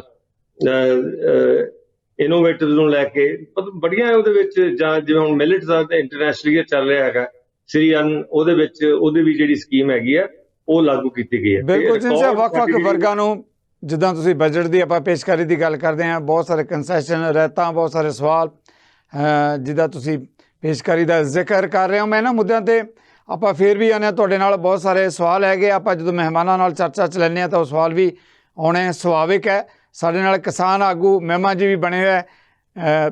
ਮਹਿਮਾ ਜੀ, ਜਿਸ ਮੁੱਦੇ 'ਤੇ ਆਪਾਂ ਗੱਲ ਕਰਦੇ ਹਾਂ, ਜੇ ਕਿਸਾਨਾਂ ਦਾ ਸਪੈਸੀਫਿਕ ਤੌਰ 'ਤੇ ਜ਼ਿਕਰ ਕਰਾਂ, ਜਿੱਦਾਂ ਗੱਲ ਕੀਤੀ ਹੈ ਚੰਨੀ ਸਾਹਿਬ ਨੇ, ਆਪਾਂ ਸਾਰਿਆਂ ਨੇ ਦੇਖਿਆ, ਬਜਟ ਨੂੰ ਸੁਣਿਆ ਵੀ ਹੈ, ਚਾਹੇ ਉਹਦੇ 'ਚ ਛੋਟਾਂ ਦੀ ਗੱਲ ਕਰ ਲਈਏ, ਚਾਹੇ ਕਰਜ਼ੇ ਦੀ ਗੱਲ ਕਰ ਲਈਏ, ਚਾਹੇ ਬਾਗਬਾਨੀ ਦੀ ਜਾਂ ਵੱਖ-ਵੱਖ ਫਿਸ਼ਰੀਜ਼ ਦੂਜੇ ਡੇਅਰੀ ਧੰਦਿਆਂ ਦੀ ਗੱਲ ਕਰ ਲਈਏ। ਇਹ ਜਿਹੜਾ ਬਜਟ ਹੈ ਉਹਦੇ 'ਚ ਦਾਅਵਾ ਕੀਤਾ ਗਿਆ ਕਿ ਕਿਸਾਨ ਦੀ ਬਿਹਤਰੀ ਲਈ ਬਹੁਤ ਉਪਰਾਲੇ ਕੀਤੇ ਗਏ ਹੈ ਜਾਂ ਕੀਤੇ ਜਾ ਰਹੇ। ਕਿਵੇਂ ਦੇਖਦੇ ਹੋ ਮਹਿਮਾ ਜੀ ਇਹਨਾਂ ਉਪਰਾਲਿਆਂ ਨੂੰ ਜਾਂ ਇਹਨਾਂ ਦਾਅਵਿਆਂ ਨੂੰ ਜੋ ਬਜਟ ਦੇ ਵਿੱਚ ਅੱਜ ਪੇਸ਼ ਹੋਏ ਹੈ? ਸਭ ਤੋਂ ਪਹਿਲਾਂ ਤਾਂ ਵਿਚਾਰ ਚਰਚਾ 'ਚ ਸ਼ਾਮਲ ਤੇ ਵੇਖ ਰਹੇ ਸਰੋਤਿਆਂ ਨੂੰ ਸਤਿ ਸ੍ਰੀ ਅਕਾਲ ਜੀ। ਜਿਹੜਾ ਸਾਰਾ ਹੀ ਬਜਟ ਜਿਹੜਾ ਭਾਰਤ ਦੇ ਲੋਕਾਂ ਵਿਰੋਧੀ ਹੈ, ਪਰ ਮੈਂ ਪਹਿਲਾਂ ਜਿਹੜੀ ਗੱਲ ਕਰਾਂਗਾ ਉਹ ਕਿਸਾਨ ਐਂਗਲ ਤੋਂ ਕਰਾਂਗਾ। ਸਾਡੇ ਸੰਯੁਕਤ ਕਿਸਾਨ ਮੋਰਚੇ ਵੱਲੋਂ ਲਗਾਤਾਰ ਮੰਗ ਸੀ ਕਿ ਜਿਹੜਾ ਸਾਡੇ ਕਿਸਾਨਾਂ ਦਾ ਜਿਹੜੀ ਫਸਲ ਖਰੀਦਣ ਲਈ ਜਿਹੜੀ MSP ਤੇ ਕਾਨੂੰਨ ਬਣਾਇਆ ਜਾਵੇ, ਉਹਦੇ ਤੇ ਫਸਲ ਖਰੀਦੀ ਜਾਵੇ। ਤਾਂ ਜਿਹੜਾ ਉਸ ਐਂਗਲ ਤੋਂ ਵੇਖਦੇ ਆ ਤੇ ਭਾਰਤ ਸਰਕਾਰ ਨੇ ਸਾਡੇ ਕਿਸਾਨਾਂ ਦੀਆਂ ਫਸਲਾਂ ਖਰੀਦਣ ਲਈ 1 ਵੀ ਰੁਪਈਆ ਜਿਹੜਾ ਇਸ ਬਜਟ ਦੇ ਵਿੱਚ ਨਹੀਂ ਰੱਖਿਆ, ਕਿ ਜਿਸ ਨਾਲ ਕਿਸਾਨਾਂ ਦੀਆਂ ਜਿਹੜੀਆਂ ਫਸਲਾਂ ਤੇ MSP ਜਾਵੇਗਾ, ਉਹਦੇ ਲਈ 1 ਰੁਪਈਆ ਵੀ ਨਹੀਂ ਰੱਖਿਆ ਗਿਆ। ਦੂਜੀ ਸਾਡੀ ਡਿਮਾਂਡ ਸੀ ਕਿ ਸਵਾਮੀਨਾਥਨ ਕਮਿਸ਼ਨ ਦੇ ਅਨੁਸਾਰ ਸਾਨੂੰ ਜਿਹੜਾ ਭਾਅ ਦਿੱਤਾ ਜਾਵੇ, ਤਾਂ ਉਸ ਭਾਅ ਦੇਣ ਲਈ ਵੀ ਸਰਕਾਰ ਨੇ ਕਿਸਾਨਾਂ ਲਈ 1 ਵੀ ਰੁਪਈਆ ਜਿਹੜਾ ਇਸ ਬਜਟ ਦੇ ਵਿੱਚ ਨਹੀਂ ਰੱਖਿਆ। ਤੀਜੀ ਗੱਲ ਜਿਹੜੀ ਸਾਡੀ ਡਿਮਾਂਡ ਸੀ ਵੱਡੀ, ਕਿ ਦੇਸ਼ ਦੇ ਕਿਸਾਨ ਨੇ ਜਿਹੜੇ ਉਹ ਅੰਨ ਭੰਡਾਰ ਵਿੱਚ ਹਿੱਸਾ ਪਾਉਂਦੇ ਨੇ, ਉਹ 60 ਸਾਲ ਤੋਂ ਬਾਅਦ ਰਿਟਾਇਰ ਹੋ ਜਾਂਦੇ ਨੇ। ਤਾਂ ਜਿਵੇਂ ਸਰਕਾਰੀ ਮਹਿਕਮਿਆਂ ਦੇ ਵਿੱਚ ਰਿਟਾਇਰਮੈਂਟ ਤੇ ਦਿੱਤੀ ਜਾਂਦੀ ਹੈ ਪੈਨਸ਼ਨ, ਤਾਂ ਉਸੇ ਤਰ੍ਹਾਂ ਸਾਡੇ ਕਿਸਾਨ ਮਰਦ ਔਰਤਾਂ ਨੂੰ ਵੀ ਘੱਟੋ ਘੱਟ 10,000 ਰੁਪਈਆ ਪੈਨਸ਼ਨ ਜਿਹੜੀ ਦਿੱਤੀ ਜਾਵੇ। ਉਸ ਪੈਨਸ਼ਨ ਦੇਣ ਲਈ ਵੀ ਜਿਹੜਾ ਕਿਸਾਨਾਂ ਵਾਸਤੇ 1 ਵੀ ਰੁਪਈਆ ਨਹੀਂ ਰੱਖਿਆ ਗਿਆ। ਔਰ ਅਗਲੀ ਗੱਲ ਜਿਹੜੀ ਕਹਿੰਦੇ ਸੀ ਕਿ ਆਮਦਨ ਦੁੱਗਣੀ ਕਰ ਦਿਆਂਗੇ 22 ਦੇ ਵਿੱਚ, ਉਹ ਪਿਛਲੇ ਸਾਲ ਵੀ ਉਹਦੇ ਲਈ ਕੋਈ ਬੋਲੇ ਨਹੀਂ ਵਿੱਚ, ਇਸ ਵਾਰ ਵੀ ਕੋਈ ਨਹੀਂ ਬਜਟ ਦੇ ਵਿੱਚ ਬੋਲਿਆ ਗਿਆ। ਔਰ ਅਗਲਾ ਅਸੀਂ ਕਹਿ ਸਕਦੇ ਹਾਂ ਕਿ ਜਦੋਂ ਡਿਮਾਂਡ ਕਿਸਾਨਾਂ ਦੀਆਂ ਡਿਮਾਂਡ ਨੇ, ਸੰਯੁਕਤ ਕਿਸਾਨ ਮੋਰਚੇ ਦੇ ਵਿੱਚ ਸਾਰੀਆਂ ਜਥੇਬੰਦੀਆਂ ਸ਼ਾਮਲ ਨੇ, ਦੇਸ਼ ਦੇ ਕਿਸਾਨ ਸ਼ਾਮਲ ਨੇ, ਉਹਨਾਂ ਮੰਗਾਂ ਲਈ 1 ਵੀ ਰੁਪਈਆ ਨਹੀਂ ਰੱਖਿਆ ਗਿਆ। ਤਾਂ ਇਹ ਜਿਹੜਾ ਬਜਟ ਹੈ ਇਹ ਸਾਡੇ ਮੁਕੰਮਲ ਹੀ ਕਿਸਾਨ ਵਿਰੋਧੀ ਹੈ। ਔਰ ਜਿਹੜਾ ਰੱਖਿਆ ਗਿਆ ਕਿ ਅਸੀਂ 20 ਲੱਖ ਕਰੋੜ ਰੁਪਈਆ ਉਹ ਕਿਸਾਨਾਂ ਨੂੰ ਦੇਣਾ ਹੈ ਕਰਜ਼ ਦੇ ਰੂਪ ਦੇ ਵਿੱਚ, ਤਾਂ ਇਹ ਜਿਹੜਾ ਇੱਕ ਲੁਕਵੇਂ ਰੂਪ 'ਚ ਕਿਸਾਨਾਂ ਉੱਤੇ ਹਮਲਾ ਹੈ। ਇਹ ਅਸੀਂ ਵੇਖਦੇ ਹਾਂ ਕਿ ਪਿਛਲੇ ਬਜਟਾਂ ਦੇ ਵਿੱਚ ਵੀ 14 ਤੋਂ ਅਸੀਂ ਵੇਖ ਰਹੇ ਹਾਂ, 14 ਦੇ ਵਿੱਚ 10 ਲੱਖ ਕਰੋੜ ਰੁਪਈਆ ਰੱਖਿਆ ਗਿਆ ਕ੍ਰੈਡਿਟ ਦੇਣ ਲਈ, ਕਿਸਾਨਾਂ ਨੂੰ ਕਰਜ਼ਾ ਦੇਣ ਲਈ। 15 'ਚ ਆ ਕੇ ਉਹ 12 ਲੱਖ ਕਰੋੜ ਹੋ ਗਿਆ। ਏਦਾਂ 2-2 ਲੱਖ ਕਰੋੜ ਲਗਾਤਾਰ ਵੱਧਦਾ ਗਿਆ ਹੈ, ਔਰ ਅੱਜ ਉਹ 20 ਲੱਖ ਕਰੋੜ ਪਹੁੰਚ ਗਿਆ। ਪਰ ਜਿਹੜੀ ਮੈਂ ਗੱਲ ਕਰਨਾ ਚਾਹੁੰਦਾ ਕਿ ਸਾਡੇ ਪੰਜਾਬ ਦੇ ਕਿਸਾਨਾਂ ਸਿਰ ਕਰਜ਼ਾ ਹੈਗਾ 1,20,000 ਕਰੋੜ ਰੁਪਈਆ, ਔਰ ਪੂਰੇ ਭਾਰਤ ਦੇ ਕਿਸਾਨਾਂ ਦੇ ਉੱਪਰ ਜਿਹੜਾ ਕਰਜ਼ਾ ਹੈਗਾ ਉਹ 12 ਲੱਖ ਕਰੋੜ ਰੁਪਈਆ ਜਿਹੜਾ ਪਹਿਲਾਂ ਤੋਂ ਹੈਗਾ। ਔਰ ਕਿਸਾਨ ਖੁਦਕੁਸ਼ੀਆਂ ਕਰ ਰਹੇ ਨੇ, ਤਾਂ ਕਿਸਾਨਾਂ ਨੂੰ ਉਹਦੇ ਲਈ 1 ਰੁਪਈਆ ਵੀ ਕੋਈ ਰਾਹਤ ਨਹੀਂ ਦਿੱਤੀ ਗਈ, ਕਿਸਾਨਾਂ ਦੇ ਕਰਜ਼ੇ ਤੇ ਲੀਕ ਨਹੀਂ ਫੇਰੀ ਗਈ। ਔਰ ਜਿਹੜੇ ਕਿਸਾਨ ਪਹਿਲਾਂ ਹੀ ਤਰਾਹ ਕਰ ਰਹੇ ਨੇ, ਕਰਜ਼ਾ ਜਿਹੜਾ ਕਿਸਾਨਾਂ ਦੀ ਜਾਨ ਦਾ ਖੌਅ ਬਣ ਗਿਆ, ਤਾਂ ਉਹਦੇ ਤੋਂ ਬਚਾਉਣ ਲਈ ਪੈਸਾ ਰੱਖਿਆ ਜਾਣਾ ਸੀ, ਉਹ 1 ਵੀ ਰੁਪਈਆ ਨਹੀਂ ਰੱਖਿਆ ਗਿਆ। ਔਰ ਇਹ ਜਿਹੜਾ ਦੇਖੋ ਕਿ ਹੁਣ ਜੇ 14 ਤੋਂ ਲੈ ਕੇ ਅੱਜ ਤੱਕ ਅਸੀਂ ਵੇਖਦੇ ਹਾਂ ਕਿ ਕਿੰਨੇ ਲੱਖ ਰੁਪਈਆ ਸਾਡਾ ਰੱਖਿਆ ਗਿਆ ਕਿਸਾਨਾਂ ਨੂੰ ਕਰਜ਼ਾ ਦੇਣ ਲਈ, ਪਰ ਕਿਸਾਨਾਂ ਦੇ ਕਰਜ਼ਾ ਤੇ 12 ਲੱਖ ਕਰੋੜ ਰੁਪਈਆ ਹੈ। ਉਹ ਬਾਕੀ ਰੁਪਈਆ ਜਿਹੜਾ ਰੱਖਿਆ ਗਿਆ ਕਿਸਾਨਾਂ ਦੇ ਲਈ ਕਰਜ਼ਾ ਦੇਣ ਲਈ, ਉਹ ਰੁਪਈਆ ਕਿੱਥੇ ਗਿਆ? ਔਰ ਇਹ 20 ਲੱਖ ਕਰੋੜ ਜਿਹੜਾ ਰੱਖਿਆ ਗਿਆ, ਕਿਸਾਨ ਤੇ ਕਰਜ਼ਾ ਲੈਣ ਜੋਗੇ ਹੈ ਨਹੀਂ, ਉਹਨਾਂ ਦਾ ਤਾਂ ਸਾਰਾ ਕੁਝ ਪਹਿਲਾਂ ਹੀ ਤੁਹਾਡਾ ਬਿਲਕੁਲ ਜਿਹੜਾ ਮਹਿਮਾ ਜੀ, ਇਹ 20 ਲੱਖ ਕਰੋੜ ਰੁਪਈਆ ਜਿਹੜਾ ਕਿਸਾਨਾਂ ਦੇ ਨਾਮ ਤੇ ਇਹ ਸਰਕਾਰ ਨੇ ਇਕੱਠਾ ਕਰਕੇ ਤੇ ਉਹ ਦੇਣਾ ਕਿਹਨੂੰ? ਇਹ ਕਾਰਪੋਰੇਟਾਂ ਨੂੰ ਦੇਣਾ ਹੈ। ਇਹ ਵੱਡਾ ਹਮਲਾ ਜਿਹੜਾ ਕਿਸਾਨਾਂ ਦੇ ਨਾਂ ਤੇ, ਕਿਸਾਨਾਂ ਤੇ ਵੀ ਕਿਸਾਨਾਂ ਤੇ ਵੀ ਟੈਕਸ ਲੱਗਣੇ ਨੇ ਔਰ ਆਮ ਲੋਕਾਂ ਤੇ ਵੀ। ਭਾਰਤ ਦੇ ਵੱਡੀ ਗੱਲ ਆ ਗਈ ਮਹਿਮਾ ਜੀ, ਬਿਲਕੁਲ ਜਿਹੜਾ ਹੈਗਾ ਵੱਡੇ ਸਵਾਲ ਹੈ। ਆਪਾਂ ਫੇਰ ਆਵਾਂਗੇ ਤੁਹਾਡੇ ਕੋਲੇ, ਜਿਹੜਾ ਹੈਗਾ ਬਾਕੀ ਮਹਿਮਾਨਾਂ ਤੋਂ ਵੀ ਆਪਾਂ ਸਵਾਲ ਲੈ ਲਈਏ। ਬਿਕਰਮ ਜੀ ਪਾਸੇ ਜਦੋਂ ਆਪਾਂ ਬਜਟ ਦੀ ਗੱਲ ਕਰਦੇ ਹਾਂ ਤਾਂ ਮੈਂ ਸਪੈਸਿਫਿਕ ਪੰਜਾਬ ਬਾਰੇ ਤੁਹਾਡੇ ਤੋਂ ਜ਼ਰੂਰ ਇਸ ਮੁੱਦੇ ਤੇ ਕਿਵੇਂ ਦੇਖਦੇ ਹੋ, ਕਿਉਂਕਿ ਪੰਜਾਬ 'ਚ ਮੇਰੀ ਜਾਣਕਾਰੀ ਮੁਤਾਬਕ ਜਿਹੜੇ ਪੰਜਾਬ ਦੇ ਵਿੱਤ ਮੰਤਰੀ ਹੈ ਉਹਨਾਂ ਵੱਲੋਂ ਬਜਟ ਤੋਂ ਪਹਿਲਾਂ ਆਪਣਾ ਮੈਮੋਰੰਡਮ ਭੇਜਿਆ ਗਿਆ ਕਿ ਸਾਡੀਆਂ ਵੀ ਜਿਹੜੀਆਂ ਗੱਲਾਂ ਇਹਦੇ 'ਚ ਸ਼ਾਮਲ ਕੀਤੀਆਂ ਜਾਣ, ਜਿਹਦੇ 'ਚ ਉਹਨਾਂ ਨੇ ਕਿਹਾ ਕਿ ਜਿਸ ਤਰੀਕੇ ਦੇ ਨਾਲ ਜਿਹੜਾ ਹੈਗਾ ਅਸੀਂ ਪਰਾਲੀ ਦੀ ਗੱਲ ਕੀਤੀ ਹੈ, 1500 ਰੁਪਇਆ ਉਹਨਾਂ ਨੇ ਕਿ ਪਰਾਲੀ ਦਾ ਹੋਣਾ ਚਾਹੀਦਾ ਹੈ। ਸਰਹੱਦੀ ਖੇਤਰ ਬਾਰਡਰ ਏਰੀਆ ਜਿਹੜਾ ਹੈਗਾ ਉਹਦੇ ਲਈ ਉਹਨਾਂ ਨੇ ਇੰਡਸਟਰੀ ਲਾਉਣ ਦੀ ਗੱਲ ਕੀਤੀ ਹੈ, ਉਹਦੀ ਮੰਗ ਕੀਤੀ ਹੈ। ਇੱਦਾਂ ਹੀ ਰਾਵੀ ਦਰਿਆ ਦੇ ਪਾਣੀ ਨੂੰ ਠੱਲਣ ਦੀ ਗੱਲ ਕੀਤੀ ਹੈ, ਪੁਲਿਸ ਦੀ ਮਾਡਰਨਾਈਜੇਸ਼ਨ ਦੀ ਗੱਲ ਕੀਤੀ ਹੈ। ਬਹੁਤ ਸਾਰੇ ਮਾਮਲੇ ਜਿਹੜੇ ਹੈਗੇ ਆ, ਜਿਸ ਤਰੀਕੇ ਨਾਲ ਸਾਡੀ ਜਾਣਕਾਰੀ ਹੈ ਪੰਜਾਬ ਦੇ ਵਿੱਤ ਮੰਤਰੀ ਵੱਲੋਂ ਭੇਜੇ ਗਏ ਕਿ ਇਹਨਾਂ ਮੁੱਦਿਆਂ 'ਤੇ ਗੌਰ ਕੀਤੀ ਜਾਵੇ ਬਜਟ 'ਚ, ਪਰ ਕਿਧਰੇ ਨਜ਼ਰ ਨਹੀਂ ਆਇਆ ਇਹੋ ਜਿਹਾ ਕੁਝ ਪਾਸੇ ਜੀ। ਕਿਵੇਂ ਦੇਖਦੇ ਹੋ, ਕੀ ਲੱਗਦਾ ਕਿ ਸਾਰਾ ਕੁਝ ਇਗਨੋਰ ਕਰ ਦਿੱਤਾ ਗਿਆ? ਬਿਲਕੁਲ, ਸਾਰਿਆਂ ਨੂੰ ਸਤਿ ਸ਼੍ਰੀ ਅਕਾਲ। ਇਹ ਬਿਲਕੁਲ ਇਗਨੋਰ ਕੀਤਾ ਗਿਆ। ਪੰਜਾਬ ਨੇ ਬੜੀ ਅਹਿਮ ਗੱਲਾਂ ਸਾਡੇ ਵਿੱਤ ਮੰਤਰੀ ਹਰਪਾਲ ਚੀਮਾ ਜੀ ਨੇ ਰੱਖੀਆਂ ਸੀਗੀਆਂ ਜੋ ਪੰਜਾਬ ਲਈ ਬਹੁਤ ਜ਼ਰੂਰੀ ਸੀਗੀਆਂ, ਪਰ ਤੁਸੀਂ ਦੇਖੋ ਕਿ ਬਜਟ ਦੇ ਵਿੱਚ ਇੱਕ ਵੀ ਇਸ ਜ਼ਰੂਰੀ ਪ੍ਰੋਵੀਜ਼ਨ ਨੂੰ ਨਹੀਂ ਰੱਖਿਆ ਗਿਆ। ਸਾਰੀਆਂ ਮੰਨਣਯੋਗ ਸੀਗੀਆਂ, ਮੰਨਣੀਆਂ ਜਾਣੀਆਂ ਚਾਹੀਦੀਆਂ ਸੀਗੀਆਂ। ਇਸੇ ਤਰ੍ਹਾਂ ਜਿੱਦਾਂ ਮੇਰੇ ਕਿਸਾਨ ਵੀਰ ਭਰਾ ਦੱਸ ਕੇ ਗਏ ਹੈ, ਆਗੂ ਭਰਾ, ਬਿਲਕੁਲ ਇਹ ਜਿਹੜਾ ਬਜਟ ਵੀ ਤੁਸੀਂ ਦੇਖੋਗੇ ਨਾ, ਇਹਨੂੰ ਘੋਖ ਨਾਲ ਦੇਖੋਗੇ ਤਾਂ ਇਹ ਆਮ ਜਨਤਾ ਨੂੰ, ਛੋਟੇ ਦੁਕਾਨਦਾਰ ਨੂੰ, ਛੋਟੇ ਸੈਲਰੀ ਕਲਾਸ ਨੂੰ, ਕਿਸਾਨਾਂ ਨੂੰ ਹੋਰ ਕਰਜ਼ੇ ਦੇ ਜਾਲ ਦੇ ਵਿੱਚ ਫਸਾਉਣ ਦੀ ਇੱਕ ਸਿਸਟਮ ਨਜ਼ਰ ਆ ਰਿਹਾ ਹੈ। ਔਰ ਜਿਹੜੇ ਵੱਡੀਆਂ ਇੰਡਸਟਰੀਜ਼ ਆ ਉਹਨਾਂ ਦੇ ਤਾਂ NPO 11 ਲੱਖ ਕਰੋੜ ਹੋ ਚੁੱਕਿਆ, ਉਹਨਾਂ ਤੋਂ ਤਾਂ ਕੋਈ ਰਿਕਵਰੀ ਹੁੰਦੀ ਨਹੀਂ। ਆ ਤਾਜ਼ਾ ਆਪਾਂ ਦੇਖ ਹੀ ਰਹੇ ਹਾਂ ਅਡਾਨੀ ਸਾਹਿਬ ਬਾਰੇ ਕਿਆ ਕੁਝ ਸਾਹਮਣੇ ਖੁੱਲ ਕੇ ਆ ਰਿਹਾ ਹੈ। ਹੁਣ ਆਪਾਂ ਬਜਟ ਤੇ ਆਉਂਦੇ ਹਾਂ। ਬਜਟ ਦੇ ਵਿੱਚ ਨਾ ਤਾਂ ਕਿਸਾਨਾਂ ਲਈ ਕੁਝ ਰੱਖਿਆ ਗਿਆ, ਨਾ ਜਵਾਨਾਂ ਲਈ ਕੁਝ ਰੱਖਿਆ ਗਿਆ ਜਿਹੜੇ ਬਾਰਡਰ ਤੇ ਬੈਠੇ ਆ। ਦਿਖਾਓ ਮੈਨੂੰ ਬਜਟ ਦੇ ਵਿੱਚ ਇੱਕ ਵੀ ਪ੍ਰੋਵੀਜ਼ਨ ਦਿਖਾ ਦਿਓ ਜਵਾਨਾਂ ਲਈ ਕੀ ਆ। MSP ਬਾਰੇ ਕੁਝ ਨਹੀਂ ਹੈ, ਖਾਦ ਸਬਸਿਡੀ ਬਾਰੇ ਕੁਝ ਨਹੀਂ ਹੈ, ਬੇਰੁਜ਼ਗਾਰਾਂ ਦੇ ਰੁਜ਼ਗਾਰ ਲਈ ਕੁਝ ਨਹੀਂ ਹੈ, ਕੋਈ ਗੱਲ ਨਹੀਂ। ਅੱਛਾ, ਫਿਰ ਕਹਿੰਦੇ ਆ ਜੀ ਅਸੀਂ 50 에ਅਰਪੋਰਟ ਬਣਾ ਦਾਂਗੇ। ਉਹ ਤਾਂ ਪਤਾ ਹੀ ਆ ਵੀ ਬਣਾ ਕੇ ਕਿਹਦੇ ਹਵਾਲੇ ਕਰਨੇ ਆ, ਪਹਿਲਾਂ ਵੀ ਕੌਣ ਚਲਾ ਰਿਹਾ 에ਅਰਪੋਰਟ। ਸਿਹਤ ਖੇਤਰ ਦੇ ਲਈ ਤੁਸੀਂ ਦੇਖੋ ਕਿਆ ਇੱਕ ਸਿਰਫ ਸੋਸ਼ੇਬਾਜ਼ੀ ਕੀਤੀ ਗਈ ਹੈ। ਔਰ ਜਿਹੜੀ ਤੁਸੀਂ ਦੇਖੋਗੇ ਨਾ ਕਿ ਅਸੀਂ 3,50,000 ਰੇਟ ਵਧਾਤੀ ਜੀ, ਜਿਹੜਾ ਟੈਕਸ ਦੀ ਜਿਹੜੀ ਹੈ 2.5 ਲੱਖ ਤੋਂ 3 ਲੱਖ ਕਰਤੀ ਸਲੈਬ। ਇਹ ਤੁਸੀਂ, ਮੈਂ ਤੁਹਾਨੂੰ ਇੱਕ ਚੀਜ਼ ਦੱਸਦਾ ਸਿੱਧੂ ਸਾਹਿਬ, ਇਹ 9 ਸਟੇਟਸ ਦੇ ਇਲੈਕਸ਼ਨ ਨੂੰ ਦੇਖਦੇ ਹੋਏ ਤੇ 2024 ਦੇ ਇਲੈਕਸ਼ਨ ਨੂੰ ਦੇਖਦੇ ਹੋਏ ਇੱਕ ਅਜਿਹਾ ਸਿਸਟਮ ਬਣਾਇਆ ਗਿਆ ਕਿ ਉਸ ਤੋਂ ਪਹਿਲਾਂ ਆ ਰਿਬੇਟ ਦੇਣ ਤੋਂ ਪਹਿਲਾਂ ਦੇਖੋ ਤੁਸੀਂ ਕਿ ਇੰਟਰਸਟ ਰੇਟ ਕਿੰਨੇ ਵਧਾਤੇ, ਰੈਪੋ ਰੇਟ ਵਧਾਉਂਦੇ ਚਲੇ ਗਏ। ਹੁਣ ਜਿਹੜਾ ਬੰਦਾ 3 ਲੱਖ ਤੱਕ ਦੀ ਜਿਹਦੀ ਆਮਦਨ ਹੈ ਜੀ, ਮੀਨਿੰਗ ਦੇਰ ਬਾਈ ਕਿ ਉਹ 50,000 ਰੁਪਏ ਮਹੀਨਾ, 30 ਤੋਂ 40-50 ਹਜ਼ਾਰ ਰੁਪਏ ਮਹੀਨਾ ਜਿਹਦੀ ਉਹਦੀ ਆਮਦਨ ਹੈ, ਤੇ ਉਹ ਬੰਦਾ ਕੀ ਕਰਦਾ ਹੁੰਦਾ ਹੈ? ਉਹ ਬੰਦਾ EMI ਦੇ ਚੱਕਰ ਦੇ ਵਿੱਚ ਘਿਰਿਆ ਹੋਇਆ ਹੁੰਦਾ ਹੈ, ਕਿਉਂਕਿ ਉਹ ਸਟੇਟਸ ਰੱਖਣਾ ਚਾਹੁੰਦਾ ਹੈ ਸਮਾਜ ਦੇ ਵਿੱਚ, ਆਪਣੇ ਬੱਚਿਆਂ ਨੂੰ ਪਬਲਿਕ ਸਕੂਲ ਦੇ ਵਿੱਚ ਪੜ੍ਹਾਉਣਾ ਚਾਹੁੰਦਾ ਹੈ। ਉਹ ਹਰ ਜੋ ਸਮਾਨ ਖਰੀਦ ਰਿਹਾ, ਡਬਲ ਡੋਰ ਫ੍ਰਿਜ ਖਰੀਦ ਰਿਹਾ, ਉਹ ਵੀ EMI ਤੇ ਹੈ, ਮੋਟਰਸਾਈਕਲ ਜਾਂ ਕਾਰ ਖਰੀਦ ਰਿਹਾ, ਉਹ ਵੀ EMI ਤੇ ਹੈ। ਹੋਇਆ ਕੀ ਹੈ? ਪਹਿਲਾਂ ਤਾਂ ਇੰਟਰਸਟ ਰੇਟ ਵਧਾ ਦਿੱਤੇ ਗਏ, ਹੁਣ ਕਹਿ ਰਹੇ ਹੋ ਤੁਹਾਨੂੰ 50,000 ਦੀ ਉੱਥੇ ਛੋਟ ਦੇ ਰਹੇ ਆ। ਉਹਨੂੰ ਉਹਦੇ ਨਾਲ ਕੋਈ ਬੈਨੀਫਿਟ ਨਹੀਂ ਹੋਣ ਜਾ ਰਿਹਾ। ਏਦਾਂ ਹੀ ਅਗਰ ਤੁਸੀਂ 7 ਲੱਖ ਤੱਕ ਦੀ ਵੀ ਗੱਲ ਕਰਦੇ ਹੋ ਤਾਂ ਇੱਕ ਬੰਦੇ 7 ਲੱਖ ਦਾ ਮਤਲਬ ਹੈ ਕਿ 55,000 ਰੁਪਏ ਆਮਦਨ ਵਾਲਾ ਬੰਦਾ, ਉਹਦਾ ਵੀ ਇਹੀ ਹਾਲਤ ਹੋ ਰਹੀ ਹੈ, ਉਹ ਵੀ EMI ਦੇ ਚੱਕਰ 'ਚ ਘਿਰਿਆ ਹੋਇਆ।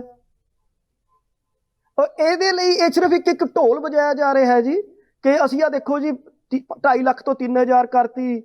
ਜਿਹਦੇ ਹੁਣ ਜਿਹਨੇ 7 ਲੱਖ ਦੀ ਲੈਣਾ ਹੈ ਉਹਨੂੰ ਕਿੰਨੀਆਂ ਸਕੀਮਾਂ 'ਚ ਇਨਵੈਸਟ ਕਰਨਾ ਪਏਗਾ, ਔਰ ਉਹ ਉਸ ਪੋਜੀਸ਼ਨ 'ਚ ਨਹੀਂ ਹੈ ਤਾਂ ਉਹਨੂੰ ਤਾਂ ਉਹਦਾ ਬੈਨੀਫਿਟ ਨਹੀਂ ਹੋਣਾ। ਇਸੇ ਤਰ੍ਹਾਂ ਤੁਸੀਂ ਇੱਕ ਚੀਜ਼ ਦੇਖੋ ਕਿ ਐਕਸਪੋਰਟ ਦੇ ਬਾਰੇ 'ਚ ਸਾਇਲੈਂਟ ਹੈ। ਤੁਸੀਂ MSME ਦੀ ਇਹਨਾਂ ਨੇ ਗੱਲ ਕੀਤੀ ਹੈ, MSME ਤਾਂ ਪਹਿਲਾਂ ਹੀ 30.3% ਦਾ ਕਰਜ਼ਾ ਉਹਦਾ ਵੱਧ ਚੁੱਕਿਆ, ਇਨਕਰੀਜ਼ ਹੋ ਚੁੱਕਿਆ ਉਹਦਾ, ਤੇ ਤੁਸੀਂ ਕਹਿ ਰਹੇ ਹੋ ਅਸੀਂ ਉਹਨਾਂ ਨੂੰ ਹੋਰ ਲੋਨ ਦੇਵਾਂਗੇ। MSME ਕਿਹੜੇ? Micro, small, medium. ਮਾਈਕਰੋ ਕਿਹੜਾ? ਜਿਹੜਾ 70-80 ਹਜ਼ਾਰ ਲੱਖ ਰੁਪਇਆ ਲਾ ਕੇ ਕੋਈ ਰੁਜ਼ਗਾਰ ਕਰਦਾ, ਉਹ ਵੀ ਕਰਜ਼ੇ ਦੀ ਦਲਦਲ 'ਚ। ਮਤਲਬ ਤੁਸੀਂ ਇਹ ਦੇਖੋ ਕਿ MSME ਦਾ ਐਕਸਪੋਰਟ ਸ਼ੇਅਰ ਘਟਿਆ। ਮੈਂ ਤੁਹਾਨੂੰ ਐਗਜ਼ੈਕਟ ਅੰਕੜਾ ਵੀ ਦੇ ਸਕਦਾ ਕਿ MSME ਦਾ 30.4% ਦੇ ਕਰੀਬ ਉਹਨਾਂ ਦਾ ਜਿਹੜਾ ਕਰਜ਼ਾ ਵਧਿਆ ਨਵੰਬਰ ਤੱਕ, ਔਰ 45% ਸ਼ੇਅਰ ਉਹਨਾਂ ਦਾ ਨਿਰਯਾਤ ਦੇ ਵਿੱਚ ਘਟਿਆ ਜੀ। ਔਰ ਇੱਕ ਹੋਰ ਮੈਂ ਤੁਹਾਨੂੰ ਬੜਾ ਅੰਕੜਾ ਦਿੰਦਾ ਜੀ। ਹੁਣ ਇਹਨਾਂ ਨੇ ਕਿਹਾ ਇਲੈਕਟ੍ਰਿਕ ਚਿਮਨੀਆਂ ਮਹਿੰਗੀਆਂ ਕਰਾਂਗੇ ਅੱਜ ਦੇ ਬਜਟ ਦੇ ਵਿੱਚ। ਇਲੈਕਟ੍ਰਿਕ ਚਿਮਨੀ ਮੈਕਸਿਮਮ ਕੌਣ ਲੋਕ ਲਗਾ ਰਹੇ ਆ? ਜੋ ਫਲੈਟਸ ਦੇ ਵਿੱਚ ਰਹਿ ਰਹੇ ਆ, ਜਾਂ ਵੱਡੇ ਲੋਕ ਵੀ ਲਗਾਉਂਦੇ ਆ, ਪਰ ਫਲੈਟਸ ਦੇ ਵਿੱਚ ਅਮੀਰ ਸਾਰੇ ਨੇ, ਉਹ ਕੋਈ ਕਿਸ਼ਤਾਂ ਤੇ ਰਹਿ ਰਿਹਾ, ਹਾਊਸ ਲੋਨ ਲੈ ਕੇ ਰਹਿ ਰਿਹਾ। ਔਰ ਜਦੋਂ ਇੰਟਰਸਟ ਰੇਟ ਤੁਸੀਂ ਵਧਾਤੇ, ਉਹਦੀ ਹਾਊਸ ਲੋਨ ਦੀ ਵੀ EMI ਵੱਧ ਗਈ। ਪਿਛਲੇ ਸਾਲ ਇਹਨਾਂ ਨੇ ਕਲੇਮ ਕੀਤਾ ਸੀ 11% ਗਰੋਥ ਰੇਟ, ਹੁਣ ਕਹਿ ਰਹੇ ਆ 7% ਹੋਇਆ। ਹੁਣ ਖੁਦ ਕਹਿ ਰਹੇ ਆ ਕਿ 2023-24 ਦੇ ਲਈ ਅਸੀਂ 6.5% ਦਾ ਸਾਡਾ ਅੰਦਾਜ਼ਾ, ਯਾਨੀ ਖੁਦ ਡਿਕਰੀਜ਼ ਦੱਸ ਰਹੇ ਹਾਂ ਜੀ ਜੀ। ਔਰ ਬੇਰੁਜ਼ਗਾਰੀ ਸਾਡੀ ਸਿਖਰਾਂ ਤੇ ਹੈ, ਉਹਦੇ ਲਈ ਕੋਈ ਪਲਾਨ ਨਹੀਂ ਜੀ। ਵੈਸੇ ਬਹੁਤ ਬਜਟ ਸਾਰੇ ਦੇ ਵਿੱਚ ਮੁੱਦੇ ਆ ਦੱਸੋ। ਜਿਨ੍ਹਾਂ ਮੁੱਦਿਆਂ ਤੇ ਤੁਸੀਂ ਸਰਕਾਰ ਨੂੰ ਨਿਸ਼ਾਨੇ ਤੇ ਲੈ ਰਹੇ ਹੋ। ਰੁਜ਼ਗਾਰ ਦੀ ਗੱਲ ਹੈ, ਮੱਧ ਵਰਗੀ ਲੋਕਾਂ ਦੀ ਗੱਲ ਹੈ, ਕਿਸਾਨੀ ਦੀ ਗੱਲ ਹੈ। ਬਾਕੀ ਮਹਿਮਾਨਾਂ ਤੋਂ ਵੀ ਆਪਾਂ ਸਵਾਲ ਲੈ ਕੇ ਫਿਰ ਆਵਾਂਗੇ ਤੁਹਾਡੇ ਵੱਲ। ਵੱਡਾ ਮੁੱਦਾ, ਇਸ ਮੁੱਦੇ ਤੇ ਆਪਾਂ ਜਿਹੜਾ ਹੈਗਾ ਫਿਰ ਸਵਾਲ ਲੈਂਦੇ ਹਾਂ। ਸਾਡੇ ਨਾਲ ਡਾਕਟਰ ਅਰੁਣ ਮਿੱਤਰਾ ਜਿਹੜੇ ਹੈਲਥ ਸੇਵਾਵਾਂ 'ਚ ਇੱਕ ਬਹੁਤ ਆਪਣੀ ਮਹਾਰਤ ਰੱਖਦੇ ਆ, ਆਪਾਂ ਉਹਨਾਂ ਵੱਲ ਵੀ ਆਉਂਦੇ ਹਾਂ। ਡਾਕਟਰ ਸਾਹਿਬ, ਇਸ ਮਾਮਲੇ ਤੇ ਜੇ ਸਪੈਸੀਫਿਕ ਤੌਰ ਤੇ, ਕਿਉਂਕਿ ਜਦੋਂ ਆਪਾਂ ਕਿਸਾਨੀ ਦੀ ਗੱਲ ਕਰਦੇ ਹਾਂ, ਰੁਜ਼ਗਾਰ ਦੀ ਗੱਲ ਕਰਦੇ ਹਾਂ, ਤਾਂ ਸਿਹਤ ਸੇਵਾਵਾਂ ਵੀ ਇੱਕ ਬੜਾ ਬੁਨਿਆਦੀ ਸੈਕਟਰ ਹੈ ਕਿਸੇ ਦੇਸ਼ ਲਈ, ਕਿਸੇ ਸੂਬੇ ਲਈ ਜਾਂ ਕਿੱਥੋਂ ਦੇ ਲੋਕਾਂ ਦੇ ਲਈ। ਕਿਵੇਂ ਦੇਖਦੇ ਹੋ ਬਜਟ ਦੇ ਵਿੱਚ ਸਿਹਤ ਸੇਵਾਵਾਂ ਨੂੰ ਕਿੰਨੀ ਕੁ ਪਹਿਲ ਦਿੱਤੀ ਗਈ ਹੈ? ਚੰਨੀ ਸਾਹਿਬ ਨੇ ਕਿਹਾ ਸੀ ਕਿ ਬਿਨ ਮੰਗੇ ਮੋਤੀ ਮਿਲੇ, ਪਰ ਸਿਹਤ ਸੇਵਾਵਾਂ 'ਚ ਤਾਂ ਐਸੀ ਕੋਈ ਗੱਲ ਨਹੀਂ ਮਿਲੀ। ਰੋੜੇ ਭਾਵੇਂ ਮਿਲੇ ਹੋਣ, ਮੋਤੀ ਤੇ ਕੋਈ ਨਹੀਂ ਮਿਲੇ। ਕਿਉਂ? ਕਿਉਂਕਿ ਸਿਹਤ ਸੇਵਾਵਾਂ ਤੇ ਬਜਟ ਘਟ ਗਏ। ਇਹ ਦੇਖ ਲਓ ਤੁਸੀਂ, ਪਿਛਲੇ ਸਾਲ ਦਾ ਜਿਹੜਾ ਬਜਟ ਸੀ 49.4 ਲੱਖ ਕਰੋੜ ਰੁਪਏ ਦਾ ਬਜਟ ਸੀ, ਜਿਹਦੇ ਤੇ ਸਿਹਤ ਸੇਵਾਵਾਂ ਤੇ 606 ਕਰੋੜ ਰੁਪਏ ਦਾ ਬਜਟ ਅਲਾਟ ਹੋਇਆ ਸੀ। ਐਤਕੀ 45 ਲੱਖ ਦੇ ਬਜਟ 'ਚ 88,956 ਕਰੋੜ ਹੈ, ਜਿਹੜਾ ਕਿ ਕੁੱਲ ਜੋ ਪਿਛਲੇ ਸਾਲ ਦਾ ਬਜਟ ਸੀ ਸਿਹਤ ਤੇ 2.19% ਸੀ, ਐਤਕੀ ਹੈ 1.97%। ਮਤਲਬ 0.2% ਬਜਟ। ਚਾਹੀਦਾ ਕੀ ਹੈ ਕਿ ਬਜਟ ਸਿਹਤ ਰੱਖਣਗੇ ਵੀ ਸਿਹਤ ਹੋਣੀਆਂ ਆਮ ਲੋਕਾਂ ਦੀ। ਸੋ ਸਿਹਤ ਨੈਸ਼ਨਲ ਹੈਲਥ ਮਿਸ਼ਨ ਤੇ ਜਿਹੜਾ ਬਜਟ ਹੈ ਸਿਰਫ 0.21% ਵਧਾਇਆ ਗਿਆ। ਇਸੇ ਤਰੀਕੇ ਨਾਲ ਹੀ ਏਡਜ਼ ਦਾ ਜਿਹੜਾ ਪ੍ਰੋਗਰਾਮ ਹੈ ਉਹਦੇ ਵਿੱਚ ਵੀ ਬਜਟ 6.84% ਘਟ ਗਏ। ਇਹਨਾਂ ਨੇ ਕੀਤੀ 53 ਨਰਸਿੰਗ ਕਾਲਜ ਹੋਰ ਖੋਲੇ, ਮੈਡੀਕਲ ਕਾਲਜ ਖੋਲੇ ਗਏ, ਉਹਨਾਂ ਵਿੱਚੋਂ ਡਾਕਟਰਾਂ ਦੀ ਗਿਣਤੀ ਆਈ ਕਾਫੀ ਵਧੀ। ਪਰ ਸਰਕਾਰੀ ਆંકੜਾ ਜਿਹੜਾ ਬਜਟ ਸਰਵੇ ਵਿੱਚ ਆਇਆ ਹੁਣੇ, ਜੋ ਕੱਲ ਜੀ ਉਸ ਤੋਂ ਪਹਿਲੇ, ਉਹਦੇ ਵਿੱਚ ਕਿਹਾ ਕਿ ਜਿਹੜੇ ਕਮਿਊਨਿਟੀ ਹੈਲਥ ਸੈਂਟਰ ਹਨ, ਸਾਡੇ ਸਮੁਦਾਇਕ ਸਿਹਤ ਕੇਂਦਰ, ਜਿਹੜੇ ਕਿ 5500 ਹਨ ਇਸ ਦੇਸ਼ ਦੇ ਵਿੱਚ, ਉਹਨਾਂ ਵਿੱਚ ਡਾਕਟਰਾਂ ਦੀ ਕਮੀ, ਸਪੈਸ਼ਲਿਸਟਾਂ ਦੀ 70 ਤੋਂ 80% ਦੇ ਵਿੱਚ ਹੈ। ਉਸ ਗੱਲ ਨੂੰ ਐਡਰੈਸ ਕਰਨ ਲਈ ਇਸ ਬਜਟ ਵਿੱਚ ਕੁਝ ਨਹੀਂ ਕਿਹਾ ਗਾ। ਇਸ ਤਰ੍ਹਾਂ ਹੀ ਨਰਸਿਸ ਤੁਸੀਂ ਪ੍ਰੋਡਿਊਸ ਕਰ ਦਿਓਗੇ, ਉਹਨਾਂ ਨੂੰ ਨੌਕਰੀਆਂ ਮਿਲਣੀਆਂ ਨਹੀਂ। ਫਿਰ ਹੁਣ ਡਾਕਟਰ ਜਾਂ ਨਰਸਾਂ ਸਾਰੇ ਜਾਂ ਨਿੱਜੀ ਖੇਤਰ 'ਚ ਜਾ ਰਹੇ ਨੇ ਜਾਂ ਫਿਰ ਉਹ ਬਾਹਰਲੇ ਮੁਲਕਾਂ ਨੂੰ ਜਾ ਰਹੇ ਨੇ। ਪੇਂਡੂ ਖੇਤਰ ਜਿਹੜਾ ਕਿ ਸਾਡੇ ਦੇਸ਼ ਦਾ ਮੁੱਖ ਖੇਤਰ ਹੈ, ਆਬਾਦੀ ਜੋ ਹੈ ਕੋਈ ਸੁਧਰਨ ਵਾਲਾ ਨਹੀਂ ਹੈ ਇਸ ਬਜਟ ਨਾਲ, ਬਲਕਿ ਮਾੜਾ ਹੀ ਹੋਏਗਾ। ਤੇ ਨਾਲ ਹੀ ਜਿਹੜਾ ਹੈ, ਜਿਹੜੇ ਆਸ਼ਾ ਵਰਕਰ, ਆਂਗਨਵਾੜੀ ਵਰਕਰ, ਉਹ ਨਰਸਿੰਗ ਸਟਾਫ ਵਗੈਰਾ, ਜਿਨ੍ਹਾਂ ਨੇ ਕਿ ਇਸ ਮਹਾਮਾਰੀ ਦੇ ਦੌਰਾਨ, ਕੋਰੋਨਾ ਦੀ ਮਹਾਮਾਰੀ ਦੇ ਦੌਰਾਨ ਬਹੁਤ ਸਾਰਾ ਕੰਮ ਕੀਤਾ ਜੀ, ਕੰਮ ਕੀਤਾ, ਆਪਣੇ ਜੀਵਨ ਨੂੰ ਖਤਰੇ ਵਿੱਚ ਵੀ ਪਾਇਆ, ਉਹਨਾਂ ਵਿੱਚ ਫੁੱਲ ਬਰਸਾਏ ਗਏ। ਪਰ ਅੱਜ ਵੀ ਆਸ਼ਾ ਵਰਕਰ ਨੂੰ, ਆਂਗਨਵਾੜੀ ਨੂੰ ਕੰਮ ਦਰਜਾ ਵੀ ਰਿਹਾ। ਇਸ ਬਜਟ ਵਿੱਚ ਕੋਈ ਜ਼ਿਕਰ ਨਹੀਂ ਹੈ। ਰੂਰਲ ਇੰਪਲੋਇਮੈਂਟ ਸੈਕਟਰ ਦੇ ਵਿੱਚ ਕੋਈ ਜ਼ਿਕਰ ਨਹੀਂ ਹੈ। ਇਹਨਾਂ ਦੀ ਜਿਹੜੀ ਨੀਤੀ ਰਹੀ ਹੈ ਠੇਕੇ ਤੇ ਡਾਕਟਰ ਭਰਤੀ ਕਰਨ ਦੀ, ਉਹੀ ਫੇਰ ਚੱਲੇਗੀ। ਇਸ ਕਰਕੇ ਡਾਕਟਰ ਜੇ ਹੁਣ ਠੇਕੇ ਤੇ ਹੋਏਗਾ, ਥੋੜੀ ਤਨਖਾਹ ਉਹ ਪਿੰਡੂ ਖੇਤਰ ਵਿੱਚ ਜਾਂ ਉਹ ਨਿੱਜੀ ਖੇਤਰ ਵਿੱਚ ਜਾਏਗਾ ਜਾਂ ਫਿਰ ਵਿਦੇਸ਼ਾਂ ਨੂੰ ਭੱਜੇਗਾ। ਜੀ ਡਾਕਟਰ ਮਿੱਤਰਾ, ਜਿਹੜਾ ਜਿਸ ਮੁੱਦੇ ਤੇ ਸਿਹਤ ਸੇਵਾਵਾਂ ਨਾਲ ਵੀ ਬੜੀਆਂ ਚਿੰਤਾ ਦਾ ਤੁਸੀਂ ਪ੍ਰਗਟਾਵਾ ਕਰ ਰਹੇ ਹੋ, ਇਸ ਮੁੱਦੇ ਤੇ ਮੈਂ ਫੇਰ ਆਵਾਂਗਾ ਤੁਹਾਡੇ ਵੱਲ। ਆਪਾਂ ਬਹੁਤ ਸਾਰੇ ਸਵਾਲ ਹੈ ਚੰਨੀ ਸਾਹਿਬ ਤੋਂ, ਆਪਾਂ ਇਹਨਾਂ ਮੁੱਦਿਆਂ ਤੇ ਜਿਹੜਾ ਸਵਾਲ ਦਾ ਜਵਾਬ ਵੀ ਲਵਾਂਗੇ। ਚੰਨੀ ਸਾਹਿਬ, ਜਿੱਥੋਂ ਤੱਕ ਸਵਾਲ ਹੈ, ਦੇਖੋ ਕਿਸਾਨੀ ਮਾਮਲੇ ਤੋਂ ਉਹਨਾਂ ਨੇ ਕਿਹਾ ਕਿ ਕਿਸਾਨਾਂ ਦੇ ਲਈ ਬਜਟ ਜਿਹੜਾ ਹੈਗਾ ਨਿਰਾਸ਼ਾਜਨਕ ਰਿਹਾ। ਜਿਹੜਾ ਆਮ ਆਦਮੀ ਪਾਰਟੀ ਦੇ ਨੁਮਾਇੰਦੇ ਆ, ਉਹਨਾਂ ਵੱਲੋਂ ਵੀ ਕਿਹਾ ਗਿਆ ਕਿ ਬਜਟ ਰੁਜ਼ਗਾਰ ਦੀ ਗੱਲ ਕਰ ਲਈਏ, ਮੱਧ ਵਰਗ ਦੀ ਗੱਲ ਕਰ ਲਈਏ, ਪੰਜਾਬ ਦੀ ਗੱਲ ਕਰ ਲਈਏ, ਅਤੇ ਸਿਹਤ ਸੇਵਾਵਾਂ ਦੇ ਖੇਤਰ 'ਚ ਡਾਕਟਰ ਮਿੱਤਰਾ ਦਾ ਵੀ ਕਹਿਣਾ ਹੈ ਕਿ ਸਿਹਤ ਸੇਵਾਵਾਂ ਦੀ ਗੱਲ ਕਰ ਲਈਏ, ਡਾਕਟਰਾਂ ਦੀ ਘਾਟ ਹੈ। ਜੇ ਆਪਾਂ ਨਰਸਿੰਗ ਕਾਲਜ ਜਾਂ ਮੈਡੀਕਲ ਕਾਲਜ ਖੋਲ੍ਹ ਕੇ ਤਾਂ ਡਾਕਟਰ ਨਿਕਲਦੇ ਵੀ ਹੈ। ਜੇ ਰੁਜ਼ਗਾਰ ਨਹੀਂ ਹੋਏਗਾ ਤਾਂ ਉਹ ਵੀ ਵਿਦੇਸ਼ਾਂ ਨੂੰ ਜਾਣਗੇ। ਖਾਸ ਤੌਰ 'ਤੇ ਰੂਰਲ ਖੇਤਰ ਦੇ ਵਿੱਚ ਸਿਹਤ ਸੇਵਾਵਾਂ 'ਤੇ ਚਿੰਤਾ ਦਾ ਪ੍ਰਗਟਾਵਾ ਕੀਤਾ ਗਿਆ। ਇਹ ਮੁੱਦੇ ਉੱਠ ਰਹੇ ਹੈ ਬਜਟ ਤੇ ਜੋ ਪੇਸ਼ ਕੀਤਾ ਗਿਆ। ਕਿਵੇਂ ਦੇਖਦੇ ਹੋ ਚੰਨੀ ਸਾਹਿਬ ਇਹਨਾਂ ਸਾਰੇ ਮਾਮਲਿਆਂ 'ਚ? ਮੇਰੇ ਵੀਰ, ਪਹਿਲਾਂ ਮੈਂ ਪਾਸੀ ਸਾਹਿਬ ਨੂੰ ਕਹਾਂ ਵੀ ਜਿਹੜਾ ਇਹ MSME ਸੈਕਟਰ ਦੀ ਗੱਲ ਕਰਦੇ ਹੈ, ਉਹ ਜਿਹੜੀ ਕ੍ਰੈਡਿਟ ਦੀ ਗਰੋਥ ਹੈਗੀ ਹੈ, ਜਿਹੜਾ ਉਹਨਾਂ ਨੂੰ ਗਵਰਨਮੈਂਟ ਨੇ ਅਸਿਸਟੈਂਸ ਦਿੱਤੀ ਹੈ, ਉਹ 30.5% ਹੈ ਜਨਵਰੀ 2022 ਤੋਂ ਨਵੰਬਰ 2022 ਤੱਕ। ਜਿਹੜੇ ਇਹ ਬਾਕੀ ਕਹਿ ਰਹੇ ਨੇ ਕਿ ਆਪਾਂ ਕਿਸਾਨਾਂ ਦੀ ਗੱਲ ਕਰ ਲਈਏ ਤਾਂ ਉਹਦੇ ਵਿੱਚ 11 ਕਰੋੜ ਤੋਂ ਉੱਪਰ ਕਿਸਾਨਾਂ ਨੂੰ 2,02,000 ਕਰੋੜ ਰੁਪਏ ਦੀ ਜਿਹੜੀ ਕਿਸਾਨ ਸਨਮਾਨ ਜਿਹੜੀ ਸਨਮਾਨ ਨਿਧੀ ਪ੍ਰੋਗਰਾਮ, ਹਾਂ, ਉਹਦੇ ਥੱਲੇ ਜਿਹੜਾ ਦਿੱਤਾ ਗਿਆ। ਇਹ ਮੇਰੇ ਵੀਰ ਮਹਿਮਾ ਸਾਹਿਬ ਕਹਿ ਰਹੇ ਸੀ ਵੀ ਫਰਟੀਲਾਈਜ਼ਰ ਤੇ ਨਹੀਂ ਕੁਝ ਹੋਇਆ, ਤੇ 17,950 ਕਰੋੜ ਰੁਪਏ ਦੀ ਜਿਹੜੀ, ਹਾਲਾਂਕਿ ਦੇਖੋ ਕਿ ਜਿਹੜੀ ਫਰਟੀਲਾਈਜ਼ਰ ਇੰਪੋਰਟ ਹੁੰਦੀ ਹੈ ਉਹਦੇ ਜਿਹੜੇ ਰੇਟਸ ਨੇ ਪਿੱਛੇ ਬਹੁਤ ਵੱਧ ਗਏ ਸੀ ਬਿਕੋਜ਼ ਆਫ ਆਇਲ ਦੇ ਨਾਲ ਲਿੰਕ ਹੁੰਦੀ ਹੈ ਇਹ, ਔਰ ਉਹਦਾ ਟੋਟਲ ਜਿਹੜਾ ਸੀਗਾ ਵਾਧਾ ਜਿਹੜਾ ਹੋਇਆ ਸੀਗਾ ਉਹਦੀ ਇੰਪੋਰਟ ਪ੍ਰਾਈਸ ਦੇ ਵਿੱਚ, ਉਹ ਗਵਰਨਮੈਂਟ ਆਫ ਇੰਡੀਆ ਨੇ ਆਪਣੇ ਤੇ ਲੈ ਲਿਆ ਸੀ। 1 ਪੈਸਾ ਵੀ ਥੱਲੇ ਨਹੀਂ ਪਾਸ ਆਨ ਕੀਤਾ ਉਹਨਾਂ ਨੇ ਵੀ ਤਾਂ ਕਿ ਕਿਸਾਨਾਂ ਨੂੰ ਕਿਸੇ ਗੱਲ ਦੀ ਤਕਲੀਫ ਨਾ ਹੋਵੇ। ਜਿਹੜਾ ਕਹਿ ਰਹੇ ਸੀ 20 ਲੱਖ ਕਰੋੜ ਰੁਪਏ ਦਾ ਕ੍ਰੈਡਿਟ ਫੈਸਿਲਿਟੀ ਦੇਤੀ ਕਿਸਾਨਾਂ ਨੂੰ ਦਬਾਉਣ ਵਾਸਤੇ, ਉਹ ਭਾਈ ਵੀਰ ਮੇਰੇ, ਜਿੰਨੀ ਦੇਰ ਕਿਸੇ ਕੋਲੇ ਕੋਈ ਵਰਕਿੰਗ ਕੈਪੀਟਲ ਨਹੀਂ ਹੋਏਗੀ, ਕੋਈ ਕਿਤੋਂ ਲੋਨ ਨਹੀਂ ਬੰਦਾ ਲਏਗਾ, ਉਹ ਅੱਗੇ ਤਾਂ ਵਧ ਨਹੀਂ ਸਕਦਾ। ਹੁਣ ਆਪਾਂ ਇਹ ਕਰੀ ਵੀ ਹਰ ਬੰਦਾ। ਚੰਨੀ ਸਾਹਿਬ ਮੈਂ ਸੌਰੀ ਵਿੱਚੋਂ ਟੋਕਣ ਲੱਗਿਆ, ਉਹ ਇਹ ਕਹਿ ਰਿਹਾ ਹੈ ਕਿ ਕਿਸਾਨਾਂ ਦੀ ਤਾਂ ਸਮਰੱਥਾ ਹੀ ਨਹੀਂ ਹੈ ਕਰਜ਼ਾ ਲੈਣ ਦੀ, ਪਹਿਲਾਂ ਹੀ ਖੁਦਕਸ਼ੀਆਂ ਕਰ ਰਹੇ। ਉਹ ਕਹਿੰਦੇ ਜਿਹੜਾ ਕਰਜ਼ਾ ਹੈਗਾ ਉਹ ਕਿਸੇ ਹੋਰ ਸੈਕਟਰ ਦੀਆਂ ਸੇਵਾਵਾਂ ਮੁਹੱਈਆ ਕਰਵਾਏਗਾ, ਕਿਸਾਨ ਤਾਂ ਕਹਿੰਦੇ ਹੁਣ ਰਹੇ ਹੀ ਨਹੀਂ। ਇਹ ਸਵਾਲ ਉਠਾ ਰਿਹਾ ਕਿ ਲੈ ਹੀ ਨਹੀਂ ਸਕਦੇ ਕਰਜ਼ਾ। ਦੇਖੋ, ਇਹ ਕਿਸੇ ਨੂੰ ਮਜਬੂਰ ਨਹੀਂ ਕੀਤਾ ਜਾਏਗਾ ਵੀ ਤੁਸੀਂ ਕਰਜ਼ਾ ਲਓ। ਜਿਸ ਬੰਦੇ ਨੂੰ ਕਰਜ਼ਾ ਦੀ ਲੋੜ ਹੈ, ਇੱਕ ਜਿਹੜੇ ਬੰਦੇ ਦੇ ਕੋਲੇ ਸਕੀਮ ਹੈ ਵੀ ਮੈਂ ਕਰਜ਼ਾ ਲਾਣਾ ਕਿੱਥੇ ਹੈ, ਪ੍ਰੋਡਕਟਿਵ ਪਰਪਸ ਵਾਸਤੇ ਲਾਣਾ, ਇਹ ਨਹੀਂ ਜਿੱਦਾਂ ਆਪਾਂ ਪਹਿਲਾਂ ਜਦੋਂ ਟਰੈਕਟਰ ਮਿਲਣ ਲੱਗੇ ਸੀਗੇ ਤੇ ਉਹ ਨੰਬਰ ਦੇ ਕੇ ਤੇ ਲੋਕਾਂ ਨੇ ਟਰੈਕਟਰਾਂ ਦੇ ਚੱਕਰਾਂ ਦੇ ਵਿੱਚ, ਵਿਆਹਾਂ ਦੇ ਚੱਕਰਾਂ ਦੇ ਵਿੱਚ ਸਾਰੀ ਜਿਹੜੀ ਕਿਸਾਨੀ ਹੈ ਕਰਜ਼ਾਈ ਹੋ ਗਈ। ਇਹ ਚੀਜ਼ ਸਾਨੂੰ ਇਹਦੇ ਤੋਂ ਹੁਣ ਤੱਕ ਬਹੁਤ ਟਾਈਮ ਲੱਗ ਗਿਆ, ਬੜਾ ਕੁਝ ਅਸੀਂ ਸਫ਼ਰ ਕਰ ਲਿਆ। ਉਹਦੇ ਮੁਤਾਬਕ ਜਿਹੜੀ ਹੈਗੀ ਹੈ ਹੁਣ ਸਾਨੂੰ ਇਹ ਤੋਂ ਕੋਈ ਸੇਧ ਲੈਣੀ ਚਾਹੀਦੀ ਹੈ। ਜਿਹੜੀ ਗੱਲ ਹੈਗੀ ਹੈ ਕਿ ਅਸੀਂ ਮਤਲਬ ਇਹਦੇ ਵਿੱਚ ਕਿੰਨੀਆਂ ਸਕੀਮਾਂ ਹੈਗੀਆਂ ਨੇ ਜਿਹਦੇ ਵਿੱਚ ਥੋੜੀ ਸਟੋਰੇਜ ਹੈਗੀ ਹੈ, ਜਿਹੜੀ ਸਾਇੰਟੀਫਿਕ ਸਟੋਰੇਜ ਹੈਗੀ ਹੈ, ਫਿਰ ਸਟਾਰਟਅਪ ਦਾ ਹੈਗਾ, ਹਾਰਟੀਕਲਚਰ ਦਾ ਹੈਗਾ, ਨੈਚੁਰਲ ਫਾਰਮਿੰਗ ਦਾ ਹੈਗਾ। ਫਿਰ ਇਹ ਕਹਿੰਦੇ ਜੀ ਤੁਸੀਂ ਸਾਡੇ ਇੱਕ ਜਿਹੜਾ ਜਿੰਸਾਂ ਲੈਣੀਆਂ ਨੇ ਉਹਦੇ ਵਾਸਤੇ ਰੁਪਏ ਰੱਖੇ। ਉਹ ਭਾਈ ਜਿਹੜੀਆਂ ਸੂਬਾ ਸਰਕਾਰਾਂ ਪ੍ਰੋਕਿਓਰ ਕਰਦੀਆਂ ਹੈਗੀਆਂ ਨੇ, ਚਾਹੇ ਚੌਲ ਹੈ, ਚਾਹੇ ਕਣਕ ਹੈਗੀ ਹੈ, ਪੈਡੀ, ਝੋਨਾ ਹੈਗਾ, ਉਹ ਗਵਰਨਮੈਂਟ ਆਫ ਇੰਡੀਆ ਦੇ ਦਿੱਤੇ ਹੋਏ ਪੈਸਿਆਂ ਦੇ ਨਾਲ ਪ੍ਰੋਕਿਓਰ ਕਰਦੀਆਂ। ਕਿਸੇ ਵੀ ਸਰਕਾਰ ਨੇ ਅੱਜ ਤੱਕ 1 ਕੁਇੰਟਲ ਵੀ ਆਪਦੇ ਖਾਤੇ ਵਿੱਚ ਝੋਨਾ ਜਾਂ ਕਣਕ ਨਹੀਂ ਖਰੀਦੀ।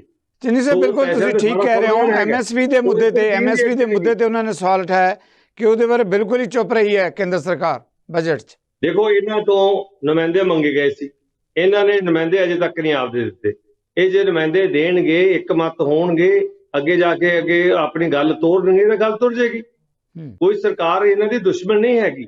ਸਰਕਾਰ, ਜੇ ਸਾਡੇ 65% ਲੋਕ ਖੇਤੀ ਪ੍ਰਧਾਨ ਮੁਲਕ ਦੇ ਵਿੱਚ ਹੈਗੇ ਨੇ ਤੇ ਸਰਕਾਰ ਨੂੰ ਪਤਾ ਇਸ ਗੱਲ ਦਾ ਭਲੀ ਬਾਤ, ਉਹ ਕੋਈ ਇਹੋ ਜਿਹੀ ਪਾਲਿਸੀ ਨਹੀਂ ਬਣਾਉਣਗੇ ਜਿਹਦੇ ਨਾਲ ਕਿ ਜਿਹੜੀ ਕਿਸਾਨੀ ਜਾਂ ਜਿਹੜੇ ਕਿਸਾਨ ਮਜ਼ਦੂਰ ਹੈਗੇ ਨੇ ਜਾਂ ਛੋਟੇ ਕਿਸਾਨ ਹੈਗੇ ਨੇ ਉਹ ਸਾਥੋਂ ਨਾਰਾਜ਼ ਹੋਣ।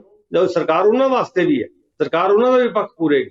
ਪਰ ਸਾਨੂੰ ਜਿਹੜੇ ਫੈਕਟਸ ਤੇ ਜਿਹੜੀ ਸੋਚ ਹੈਗੀ ਹੈ ਉਹ ਜ਼ਰੂਰ ਪਹਿਲਾਂ ਸਮਝ ਲੈਣੀ ਚਾਹੀਦੀ ਵੀ ਹੈ ਕੀ, ਮਤਲਬ ਮੁੱਦਾ ਬਣਾਉਣ ਤੋਂ ਪਹਿਲਾਂ ਸੋਚ ਲੈਣਾ ਚਾਹੀਦਾ ਵੀ ਕੀ ਗੱਲ ਹੈਗੀ। ਹੁਣ ਤੁਸੀਂ ਇਹ ਦੇਖੋ ਕਿ ਜਿਹੜੀ ਸਾਡੀ ਹੈਲਥ ਹੈਗੀ ਹੈ ਉਹ 19 ਦੇ ਵਿੱਚ 1.4% GDP ਦੀ ਸੀਗੀ ਤੇ ਹੁਣ 2.8 ਹੈ। ਕਿੰਨਾ ਉਹਦੇ 'ਚ ਵਾਧਾ ਹੋ ਗਿਆ। ਇਸੇ ਤਰ੍ਹਾਂ ਐਜੂਕੇਸ਼ਨ ਦੇ ਵਿੱਚ ਹੋ ਗਿਆ।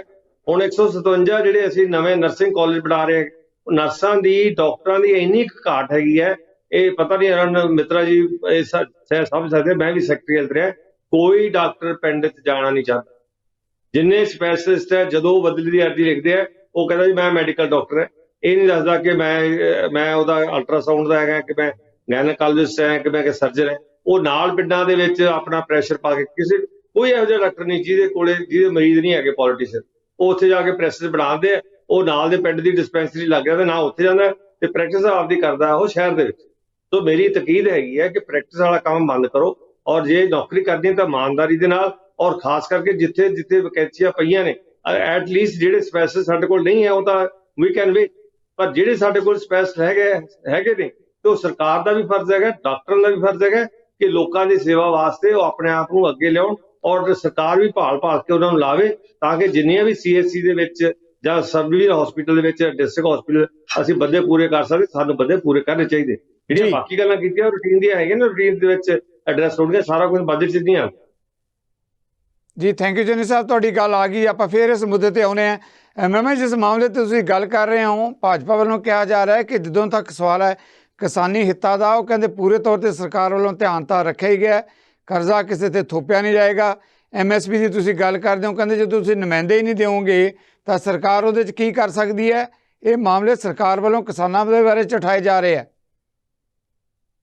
ਵੇਖੋ ਜੀ, ਜਿਹੜੀ ਤਾਂ ਪਹਿਲੀ ਗੱਲ ਹੈ ਉਹ ਕਮੇਟੀ ਬਣਾਉਣੀ ਸੀ, ਜੋ ਸਾਡੇ ਨਾਲ ਤੈਅ ਹੋਇਆ ਸੀ ਮੀਟਿੰਗਾਂ ਦੇ ਵਿੱਚ। ਉਹ ਜਿਹੜੇ ਕਿਸਾਨ ਆਗੂ ਬਹੁ ਗਿਣਤੀ 'ਚ ਰਹਿਣਗੇ, ਉਹ ਤੇ ਪਹਿਲਾਂ ਇਹਨਾਂ 26 ਨੁਮਾਇੰਦੇ ਆਪਦੇ ਉਹ ਪਾਲੇ ਨੇ ਜਿਹੜੇ ਖੇਤੀ ਬਿੱਲਾਂ ਦੀ ਪੈਰਵਾਈ ਕਰਦੇ ਸੀ ਕਿ ਉਹ ਬਿੱਲ ਠੀਕ ਬਣੇ ਨੇ, ਜਿਹੜੇ ਖੇਤੀ ਨੀਤੀ ਨੂੰ ਪ੍ਰਾਈਵੇਟ ਕਰਨ ਦੀ ਗੱਲ ਕਰਦੇ ਨੇ, ਜਿਹੜੇ ਵੱਡੀਆਂ ਕਾਰਪੋਰੇਟਾਂ ਦੀ ਗੱਲ ਕਰਦੇ ਨੇ ਕਿ ਉਹ ਵਧੀਆ ਖੇਤੀ ਕਰਨਗੇ, ਉਹਦੇ 26 ਨੁਮਾਇੰਦੇ ਉਹਦੇ ਪਾਲੇ ਗਏ ਨੇ। ਸਰਕਾਰ ਦੇ ਨੁਮਾਇੰਦੇ ਸਾਰੇ ਜੁੜ ਕੇ ਉਹ ਤਾਂ ਉਹੀ ਹੋ ਗਏ। ਤਾਂ ਉਹਦੇ 'ਚ 3 ਸਾਡੇ ਆਗੂ ਨੁਮਾਇੰਦੇ ਗੱਲ ਕੀ ਰੱਖਣਗੇ ਤਾਂ ਸਾਨੂੰ ਕਿਸਾਨਾਂ ਨੂੰ ਫਸਾਉਣਾ ਚਾਹੁੰਦੇ ਆ, ਜਿਸ ਕਰਕੇ ਅਸੀਂ ਉਹਦੇ 'ਚ ਨਹੀਂ ਜਾ ਰਹੇ। ਦੂਜੀ ਗੱਲ ਜਿਹੜੀ ਅਸੀਂ ਉਹ ਕਮੇਟੀ ਨੇ ਇਹ ਵੇਖਣਾ ਵੀ ਕਿਹੜੇ ਰਾਜ 'ਚ ਕਿਹੜੀ ਫਸਲ ਵੱਧ ਹੁੰਦੀ, ਉੱਥੇ ਕਿਹੜੀ ਖਰੀਦ ਹੋ ਸਕਦੀ ਹੈ, ਉੱਥੇ ਉਸ ਫਸਲ ਦੀ MSP ਤੈਅ ਕੀਤੀ ਜਾਵੇ, ਉਹ ਖਰੀਦੀ ਜਾਵੇ ਜੀ। ਤਾਂ ਇਹ ਤਾਂ ਮੈਨੂੰ ਲੱਗਦਾ ਵੀ ਕੰਮ ਹੀ ਸਰਕਾਰ ਦਾ। ਸਰਕਾਰ ਕੋਲੇ ਇੰਨੇ ਕੁ ਅਦਾਰੇ ਹੈਗੇ ਨੇ ਕਿ ਉਹ ਕਿਸੇ ਵੀ ਰਾਜ 'ਚ ਜਾ ਕੇ ਉਹਦੀ ਫਸਲ ਦੀ ਅਸੈਸਮੈਂਟ ਲਾ ਸਕਦੇ ਨੇ ਕਿ ਇੱਥੇ ਕਿਹੜੀ ਫਸਲ ਵੱਧ ਹੁੰਦੀ ਹੈ, ਜਿਹੜੀ ਖਰੀਦੀ ਜਾਵੇ, ਜਿਹਦੇ ਤੇ ਕਾਨੂੰਨ ਬਕਾਇਦਾ ਬਣ ਸਕੇ। ਉਹਦੇ ਸਰਕਾਰ ਤੇ ਕਾਨੂੰਨ ਬਣਾਉਣਾ ਜਿਹੜੇ ਤੋਂ ਭੱਜ ਰਹੀ ਹੈ ਸਰਕਾਰ, ਕਮੇਟੀ ਦੇ ਵਿੱਚ ਰੋਲਿਆ ਜਾ ਰਿਹਾ ਸਾਨੂੰ। ਔਰ ਅਗਲੀ ਗੱਲ ਜਿਹੜੀ ਇੱਕ ਇਹ ਆ ਕਿ ਜਿਹੜਾ ਇਹ ਕਹਿ ਰਿਹਾ ਕਿ ਜਿਹੜਾ ਕਰਜ਼ਾ ਹੋਵੇਗਾ ਤੇ ਕਿਸਾਨ ਅੱਗੇ ਕੁਝ ਕਰਨਗੇ, ਤਾਂ ਇਹਨਾਂ ਨੂੰ ਕਹਿਣਾ ਚਾਹੁੰਦੇ ਆ ਵੀ ਕਿਸਾਨਾਂ ਨੇ ਤਾਂ ਕਰਜ਼ਾ ਚੁੱਕ ਕੇ ਅੱਗੇ ਹੀ ਦੇਸ਼ ਦੇ ਅਨਾਜ ਭੰਡਾਰ ਭਰਤੇ ਨੇ, ਤਾਂ ਰਾਹਤ ਦੇਣ ਦੀ ਲੋੜ ਸੀ ਕਿ ਕਿਸਾਨਾਂ ਨੂੰ ਕਰਜ਼ਾ ਮਾਫ ਕੀਤਾ ਜਾਂਦਾ, ਉਹਨਾਂ ਨੂੰ ਸਬਸਿਡੀਆਂ ਹੋਰ ਦਿੱਤੀਆਂ ਜਾਂਦੀਆਂ, ਪਰ ਇਹ ਨਹੀਂ ਹੈਗਾ। ਇੱਕ ਗੱਲ ਹੋਰ ਕਿ ਇਹਨਾਂ ਜਿਹੜਾ ਇਹ ਜਿਹੜੀ ਹੈਗੀ ਹੈ ਨਿਰਮਲਾ ਸੀਤਾਰਮਨ ਜਿਹੜੇ ਬਜਟ ਪੇਸ਼ ਕਰਨਾ ਸੀ, ਜਿਹੜੇ ਉਹ ਜਿਹੜਾ ਐਗਰੀਕਲਚਰ ਵਾਲਾ ਡਿਪਾਰਟਮੈਂਟ ਜਿਹੜੇ ਨਰਿੰਦਰ ਤੋਮਰ ਨੇ, ਉਹਨਾਂ ਦੀ ਜਿਹੜਾ ਐਗਰੀਕਲਚਰ ਦੀ ਗੱਲ ਆਪਦੇ ਭਾਸ਼ਣ 'ਚ ਖਿੱਚ ਲਿਆਏ ਨੇ ਮੋਦੀ ਸਾਹਿਬ ਵੀ ਤੇ ਉਹ ਦੋਨੋਂ, ਕਿ ਜਿਹੜਾ ਅਸੀਂ ਜ਼ੀਰੋ ਬਜਟ ਵਾਲੀ ਖੇਤੀ ਲਿਆਵਾਂਗੇ ਜਾਂ ਕੁਦਰਤੀ ਖੇਤੀ ਲਿਆਵਾਂਗੇ, ਉਹ ਤਾਂ ਜਿਹੜੀ ਨੀਤੀ ਬਣਾਉਣੀ ਹੈ ਉਹ ਨਰਿੰਦਰ ਤੋਮਰ ਦਾ ਡਿਪਾਰਟਮੈਂਟ ਹੈ, ਉਹਨੇ ਉਹ ਸਾਰੀ ਬਣਾਉਣੀ ਹੈ। ਉਹ ਸਾਨੂੰ ਦੱਸਣ, ਕਿਸਾਨਾਂ ਨੂੰ ਲਿਆਉਣ ਕਿ ਕਿਵੇਂ ਉਹ ਕੁਦਰਤੀ ਖੇਤੀ ਲਿਆ ਰਹੇ ਨੇ, ਕੀ ਉਹਦੇ ਬੀਜ ਹੋਣਗੇ, ਕਿਵੇਂ ਹੋਵੇਗਾ, ਕਿਉਂਕਿ ਜਿਹੜੇ ਅਸੀਂ ਪਹਿਲਾਂ ਬੀਜ ਰਹੇ ਹਾਂ ਉਹ ਤਾਂ ਸਾਰੇ ਰਸਾਇਣਕ ਖੇਤੀ ਵਾਲੇ ਨੇ। ਇਹ ਦੱਸਣ ਵੀ ਕਿੰਨੇ ਇਹਨਾਂ ਨੇ ਜਿਹੜੀਆਂ ਐਗਰੀਕਲਚਰ ਯੂਨੀਵਰਸਿਟੀਆਂ ਬਣਾਈਆਂ ਨੇ ਜਿੱਥੇ ਉਹ ਸਾਨੂੰ ਐਗਰੀਕਲਚਰ ਜਿਹੜੇ ਕੁਦਰਤੀ ਖੇਤੀ ਵਾਲੇ ਬੀਜ ਦੇ ਰਹੇ ਨੇ ਜਾਂ ਦਿੱਤੇ ਨੇ, ਇਹਦੇ ਬਾਰੇ ਚੁੱਪੇ, ਜਾਂ ਉਹ ਬਜਟ ਦੇ ਵਿੱਚ ਉਹ ਕੁਦਰਤੀ ਖੇਤੀ ਵਾਲੇ ਬੀਜ ਜਿਹੜੇ ਲਿਆਉਣੇ ਸੀ, ਜਿਹੜੇ ਬੀਜਦੇ ਤਾਂ ਉਹ ਝਾੜ ਰਸਾਇਣਕ ਬੀਜਾਂ ਜਿੰਨਾ ਹੀ ਦਿੰਦੇ ਜਾਂ ਇਸ ਤੋਂ ਵੱਧ ਦਿੰਦੇ, ਉਹਦੇ ਤੇ ਬਜਟ ਚੁੱਪੇ, ਕੋਈ ਵੀ ਰੁਪਈਆ ਨਹੀਂ ਰੱਖਿਆ ਗਿਆ ਬਜਟ ਦੇ ਵਿੱਚ, ਜਦੋਂ ਕਿ ਉਹ ਸਾਰੇ ਕਾਸੇ ਦੀ ਖੋਜ ਕਰਨ ਲਈ ਜ਼ੀਰੋ ਜਿਹੜੇ ਦੂਜਾ ਕੁਦਰਤੀ ਖੇਤੀ ਵਾਲੇ ਬੀਜ ਨੇ ਉਹ ਸਾਨੂੰ ਡਿਵੈਲਪ ਕਰਨੇ ਪੈਣੇ ਨੇ। ਮਹਿਮਾ ਜੀ ਮੈਂ ਤੁਹਾਨੂੰ ਟੋਕਣ ਲੱਗਿਆ ਵਿੱਚੋਂ, ਉਹਦੇ ਲਈ ਬਾਹਰ ਬਿਠਾਉਣੇ ਪੈਣੇ ਨੇ, ਉਹਦੇ ਲਈ ਬਜਟ ਦੇ ਵਿੱਚ 1 ਵੀ ਰੁਪਈਆ ਨਹੀਂ ਰੱਖਿਆ ਗਿਆ। ਪਰ ਉਹ ਕਹਿ ਰਿਹਾ ਕਿ 1 ਕਰੋੜ ਕਿਸਾਨਾਂ ਨੂੰ 1 ਕਰੋੜ ਕਿਸਾਨਾਂ ਨੂੰ ਅਸੀਂ ਕੁਦਰਤੀ ਖੇਤੀ ਨਾਲ ਜੋੜਾਂਗੇ। ਏਦਾਂ ਕੁਦਰਤੀ ਖੇਤੀ ਵੱਲ ਨਹੀਂ ਜਾਇਆ ਜਾ ਸਕਦਾ। ਇਹ ਕਿਸਾਨ ਕੁਦਰਤੀ ਖੇਤੀ ਵੱਲ ਏਦਾਂ ਜਾ ਨਹੀਂ ਸਕਣਗੇ। ਫਿਰ ਕਿਸਾਨਾਂ ਨੂੰ ਦੋਸ਼ੀ ਠਹਿਰਾਇਆ ਜਾਏਗਾ ਕਿ ਸਰਕਾਰ ਨੇ ਤਾਂ ਕਿਹਾ ਸੀ ਕੁਦਰਤੀ ਖੇਤੀ ਕਰੋ, ਇਹ ਫਿਰ ਰਸਾਇਣਕ ਖੇਤੀ ਕਰ ਰਹੇ ਨੇ। ਜਾਨੀ ਕਿ ਦੋਸ਼ੀ ਜਿਹੜਾ ਕਿਸਾਨਾਂ ਨੂੰ ਦੇਣਾ ਵੀ ਕੁਛ ਨਹੀਂ, ਦੋਸ਼ੀ ਵੀ ਠਹਿਰਾਉਣਾ। ਇਹ ਸਰਕਾਰ ਲਗਭਗ ਸਾਡੇ ਤਾਂ ਕਹਾਂਗੇ ਕਿ ਪੂਰਾ ਇਹਦਾ ਪੂਰਾ ਹੀ ਕਿਸਾਨ ਵਿਰੋਧੀ ਜਿਹੜਾ ਬਿਆਨ ਦਿੱਤਾ ਗਿਆ, ਨਾਲ ਦਿੱਤਾ ਵੀ ਕੁਝ ਨਹੀਂ ਗਿਆ ਤੇ ਬਿਆਨ ਵੀ ਸਾਡੇ ਵਿਰੁੱਧ। ਜੀ ਮੈਂ ਤੁਹਾਡੀ ਗੱਲ ਆ ਗਈ। ਆਪਾਂ ਫਿਰ ਇਸ ਮੁੱਦੇ ਤੇ ਆਉਂਦੇ ਤੁਹਾਡੇ ਵੱਲ। ਡਾਕਟਰ ਮਿੱਤਰਾ, ਵੱਡਾ ਸਵਾਲ ਚੰਨੀ ਜੀ ਨੇ ਕਿਹਾ ਕਿ ਜਿੱਥੋਂ ਤੱਕ ਸਵਾਲ ਹੈ ਹੈਲਥ ਸੇਵਾਵਾਂ ਦਾ, ਚੰਨੀ ਜੀ ਤੁਸੀਂ ਆਪਣੀ ਗੱਲ ਜੇ ਕਮੈਂਟ ਕਰਨਾ ਚਾਹੁੰਦੇ ਤਾਂ ਉਸ ਤੋਂ ਬਾਅਦ ਮੈਂ ਡਾਕਟਰ ਮਿੱਤਰਾ ਉਹਨਾਂ ਤੋਂ ਸਵਾਲ ਲੈਣਾ। ਜੀ ਚੰਨੀ ਜੀ ਜਵਾਬ ਦੇ ਦਿੰਦਾ ਹੈ ਮਹਿਮਾ ਜੀ ਦਾ। ਗੱਲ ਇਹ ਹੈਗੀ ਹੈ ਕਿ ਦੇਖੋ, ਜੇ ਅਸੀਂ ਗਵਰਨਮੈਂਟ ਨੂੰ ਬਾਈਕਾਟ ਕਰ ਦਈਏ ਤਾਂ ਇਹ ਤਾਂ ਕੋਈ ਅੱਛੀ ਪਾਲਿਸੀ ਨਹੀਂ ਹੈ, ਇੱਕ ਗੱਲ। ਦੂਜੀ ਗੱਲ ਇਹ ਹੈਗੀ ਹੈ ਕਿ ਜਿਹੜੀ ਕਮੇਟੀ ਹੈਗੀ ਹੈ ਉਹਨਾਂ ਨੇ ਕੋਈ, ਜਿਵੇਂ ਆਪਾਂ ਮੈਜੋਰਟੀ ਨਾਲ ਬਿੱਲ ਪਾਸ ਕਰਤਾ, ਮੈਜੋਰਟੀ ਨਾਲ ਕਾਨੂੰਨ ਬਣਾਤਾ, ਉੱਥੇ ਕੋਈ ਮੈਜੋਰਟੀ ਵਾਲੀ ਗੱਲ ਨਹੀਂ ਹੈਗੀ। ਔਰ ਜਿੰਨਾ ਕਿ ਸਾਡਾ ਐਕਟਿਵ ਸੋਸ਼ਲ ਮੀਡੀਆ ਹੈ, ਖਾਸ ਕਰਕੇ ਸਾਡੇ ਕਿਸਾਨ ਵੀਰਾਂ ਦਾ ਸੋਸ਼ਲ ਮੀਡੀਆ ਹੈਗਾ, ਉਹਦੇ 'ਚ ਜਿਹੜੀ ਵੀ ਗੱਲ ਇਹ ਪਾਏਦਾਰ ਰੱਖਣਗੇ ਉਹ ਗੱਲ ਹਰ ਥਾਂ ਤੇ ਪਹੁੰਚੇਗੀ, ਨੈਸ਼ਨਲ ਲੈਵਲ ਤੇ ਵੀ ਪਹੁੰਚੇਗੀ, ਗਵਰਨਮੈਂਟ 'ਚ ਵੀ ਪਹੁੰਚੇਗੀ, ਇੰਟਰਨੈਸ਼ਨਲ ਲੈਵਲ ਤੇ ਵੀ ਪਹੁੰਚੇਗੀ। ਮੇਰੀ ਇੱਕੋ ਹੀ ਬੇਨਤੀ ਹੈ ਵੀ ਉਹ ਉੱਥੇ ਕੋਈ ਇਹੋ ਜਿਹੀ ਗੱਲ ਨਹੀਂ ਹੈਗੀ, ਤੁਸੀਂ ਗੱਲ ਤਾਂ ਕਰੋ, ਉੱਥੇ ਜਾਓ ਤਾਂ ਸਹੀ। ਤੁਸੀਂ ਆਪਾਂ ਜਵਾਬ ਲੈ ਲਈਏ ਚੰਨੀ ਸਾਹਿਬ, ਬਿਲਕੁਲ ਤੁਹਾਡੀ ਗੱਲ ਆ ਗਈ। ਚੰਨੀ ਜੀ, ਮੈਂ ਜੋ ਕਹਿੰਦੇ ਜਾਂਦੇ ਕਿਉਂ ਨਹੀਂ ਮੀਟਿੰਗ ਦਾ ਜਾਓ। 23 ਫਸਲਾਂ ਤੇ MSP ਤੈਅ ਆ, ਉਹ ਤੇਰੀ ਫਸਲਾਂ ਦੇ ਉੱਤੇ ਇੱਕ ਸਰਕਾਰ ਕਾਨੂੰਨ ਬਣਾ ਦੇਵੇ ਕਿ ਜਿਹੜਾ ਵੀ ਉਸ ਤੋਂ ਘੱਟ ਖਰੀਦੇਗਾ ਉਹਨੂੰ ਇੰਨੀ ਸਜ਼ਾ ਹੋਵੇਗੀ, ਕੋਈ ਵੀ ਘੱਟ ਨਹੀਂ ਖਰੀਦੇਗਾ, ਕਿਤੇ ਵੀ ਘੱਟ ਨਹੀਂ ਵਿਕੇਗੀ ਫਸਲ, ਵੀ ਉਹ MSP ਤੇ ਫਸਲ ਦੇਸ਼ 'ਚ ਪੂਰੇ 'ਚ ਖਰੀਦੀ ਜਾਵੇਗੀ। ਇਹਦੇ ਤੇ ਇੱਕ ਕਾਨੂੰਨ ਬਣਾ ਦਿੱਤਾ ਜਾਵੇ। ਓਕੇ, ਤੁਹਾਡੀ ਗੱਲ ਆ ਗਈ। ਡਾਕਟਰ ਮਿੱਤਰਾ ਤੋਂ ਆਪਾਂ ਸਵਾਲ ਲੈ ਲਈਏ। ਡਾਕਟਰ ਮਿੱਤਰਾ, ਚੰਨੀ ਸਾਹਿਬ ਮੈਂ ਆਉਣਾ ਤੁਹਾਡੇ ਵੱਲ। ਡਾਕਟਰ ਮਿੱਤਰਾ ਕਾਫੀ ਦੇਰ ਦੇ ਇੰਤਜ਼ਾਰ ਕਰ ਰਿਹਾ। ਮਿੱਤਰਾ, ਚੰਨੀ ਸਾਹਿਬ ਦਾ ਕਹਿਣਾ ਕਿ ਬਜਟ ਵੀ ਵਧਿਆ ਪਿੱਛੇ ਜੇ ਆਪਾਂ ਦੇਖੀਏ ਕੰਪੈਰੀਜ਼ਨ ਕਰਕੇ, ਤੇ ਦੂਜਾ ਉਹਨਾਂ ਨੇ ਸਵਾਲ ਉਠਾਇਆ ਕਿ ਡਾਕਟਰ ਜਿਹੜਾ ਹੈਗਾ ਪੇਂਡੂ ਖੇਤਰ 'ਚ ਕੰਮ ਕਰਨ ਲਈ ਤਿਆਰ ਨਹੀਂ, ਇਸ ਕਰਕੇ ਕਿਤੇ ਰਿਸਪੌਂਸਿਬਿਲਿਟੀ ਇਸ ਪ੍ਰੋਫੈਸ਼ਨ ਨਾਲ ਜੁੜੇ ਜਿਹੜੇ ਡਾਕਟਰਸ ਦਾ ਭਾਈਚਾਰੇ ਦੀ ਵੀ ਬਣਦੀ ਹੈ। देखो बजट तो मैं ਤੁਹਾਡੇ ਸਾਹਮਣੇ ਫਿਗਰ ਦੇਤੀ है कि बजट तो घटिया है, ਇਹਦੇ ਬਾਰੇ तो कोई चर्चा नहीं मैं करता। जब तक डॉक्टर काम नहीं करते, कोई भी बंदा जब तक ਉਹਨੂੰ प्रॉपर इंफ्रास्ट्रक्चर काम करने ਲਈ नहीं मिलेगी, ਉੱਥੇ ਜਾ ਕੇ ਇੱਕ ਡਾਕਟਰ ਨੇ ਟ੍ਰੇਨਿੰਗ ਲਈ ਹੈ, ਬਕਾਇਦਾ ट्रेंड है, अगर ਉਹਨੂੰ प्रॉपर इंफ्रास्ट्रक्चर सही ढंग ਦਾ मिलेगा तो जाके काम करेगा। ਇਹ ਤੇ ਗਵਰਨੈਂਸ ਦਾ ਇਸ਼ੂ ਹੈ। ਜੇ ਸਟੇਟ ਵੱਲੋਂ ਗਵਰਨੈਂਸ ਠੀਕ ਹੋਏਗੀ ਤਾਂ ਡਾਕਟਰ ਕੰਮ ਕਰਨ ਕਿਉਂ ਨਹੀਂ ਜਾਣਗੇ? ਕੱਲੇ ਡਾਕਟਰਾਂ ਤੇ ਦੋਸ਼ ਨਾ ਕਿ ਵੀ ਡਾਕਟਰ ਜੋ ਹੈ ਜਾ ਕੇ ਪ੍ਰੈਕਟਿਸ ਕਰਦੇ ਨੇ।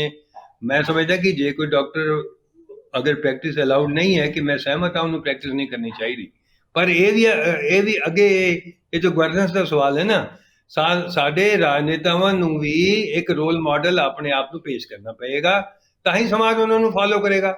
ਜੇ ਰਾਜਨੇਤਾ ਹੀ ਇੱਕ ਰੋਲ ਮਾਡਲ ਨਹੀਂ ਹੋਣਗੇ ਤਾਂ ਕੌਣ ਉਹਨਾਂ ਨੂੰ ਫਾਲੋ ਕਰੇਗਾ? ਇਸ ਲਈ ਇਸ ਤਰ੍ਹਾਂ ਡਾਕਟਰਾਂ ਦੇ ਦੋਸ਼ ਲਾਣਾ ਕੋਈ ਸਾਰਥਕ ਗੱਲ ਨਹੀਂ ਹੈ।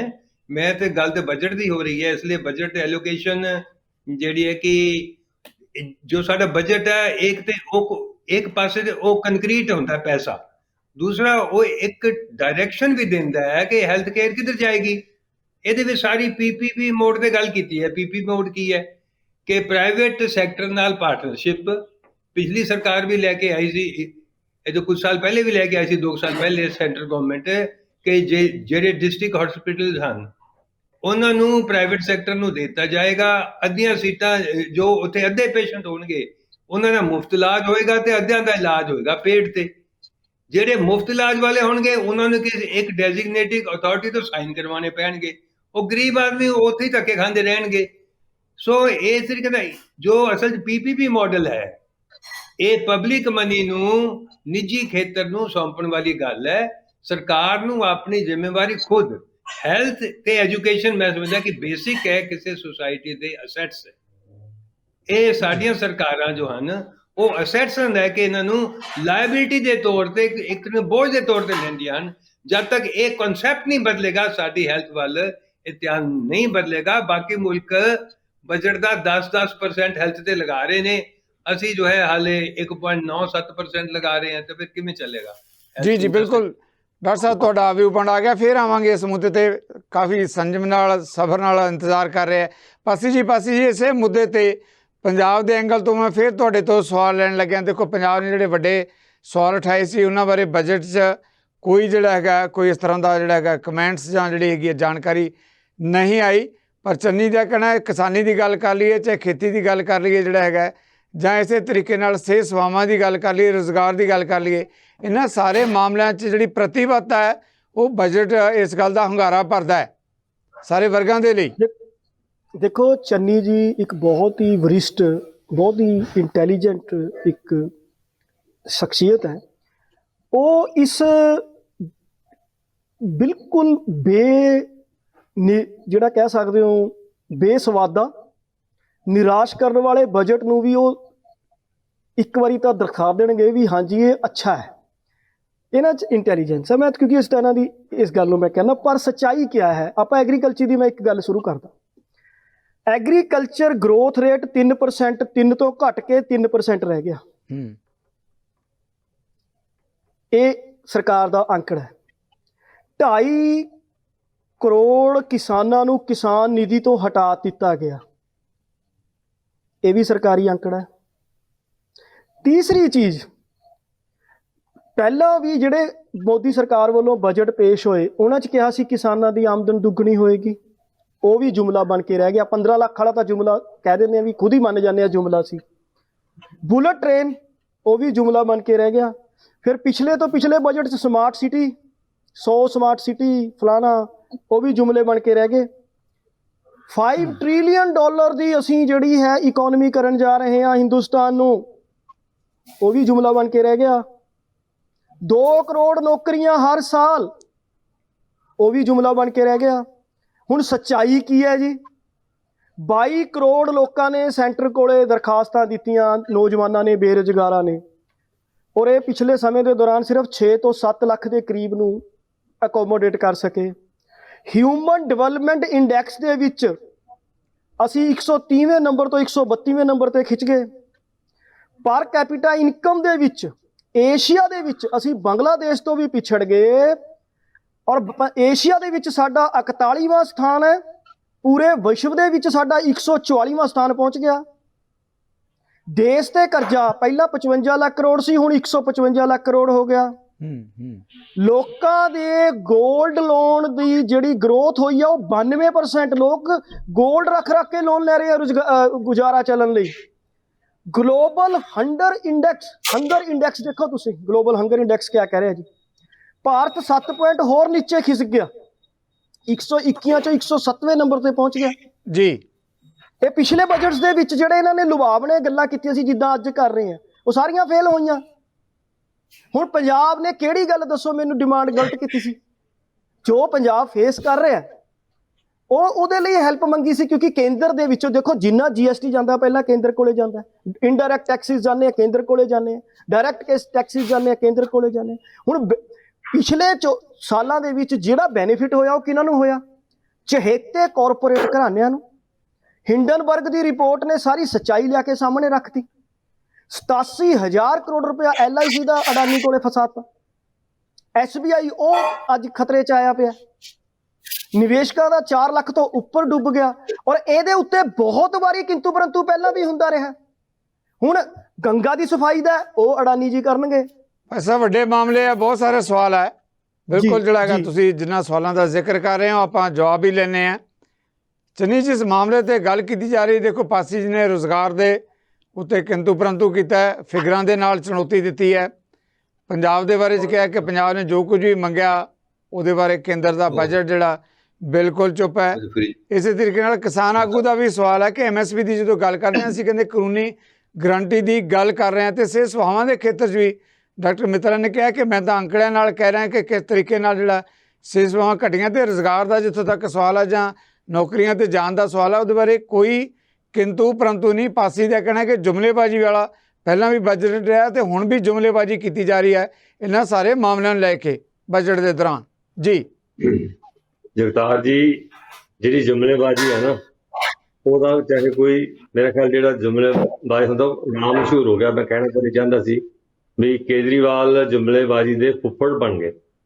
ਜਿੰਨੀਆਂ ਜੁਮਲੇਬਾਜ਼ੀਆਂ ਇਹ ਦੋਨੋਂ ਰਲ ਕੇ ਵੱਡੇ ਲੀਡਰ ਕਰਦੇ ਨੇ, ਲੋਕਾਂ ਦੇ ਪੱਲੇ ਕੁਛ ਨਹੀਂ। ਪੰਜਾਬ 'ਚ ਕੀ ਹੋ ਰਿਹਾ ਉਹ ਮੁੱਦਾ ਬਦਲ ਜਾਏਗਾ, ਪਰ ਆਪਾਂ ਨੂੰ ਸਾਰਿਆਂ ਨੂੰ ਪਤਾ ਹੈ ਵੀ ਜਦੋਂ ਦੀ ਸਰਕਾਰ ਆਈ ਹੈ ਉਦੋਂ ਦਾ ਹਰ ਖੇਤਰ ਦੇ ਵਿੱਚ ਕੀ ਹਾਲ ਹੋਇਆ।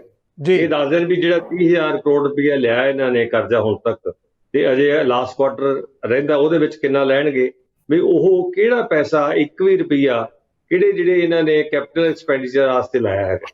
ਅਸੀਂ ਤਾਂ 10 ਲੱਖ ਕਰੋੜ ਰੁਪਇਆ ਰੱਖਿਆ ਕੈਪੀਟਲ ਐਕਸਪੈਂਡੀਚਰ ਵਾਸਤੇ।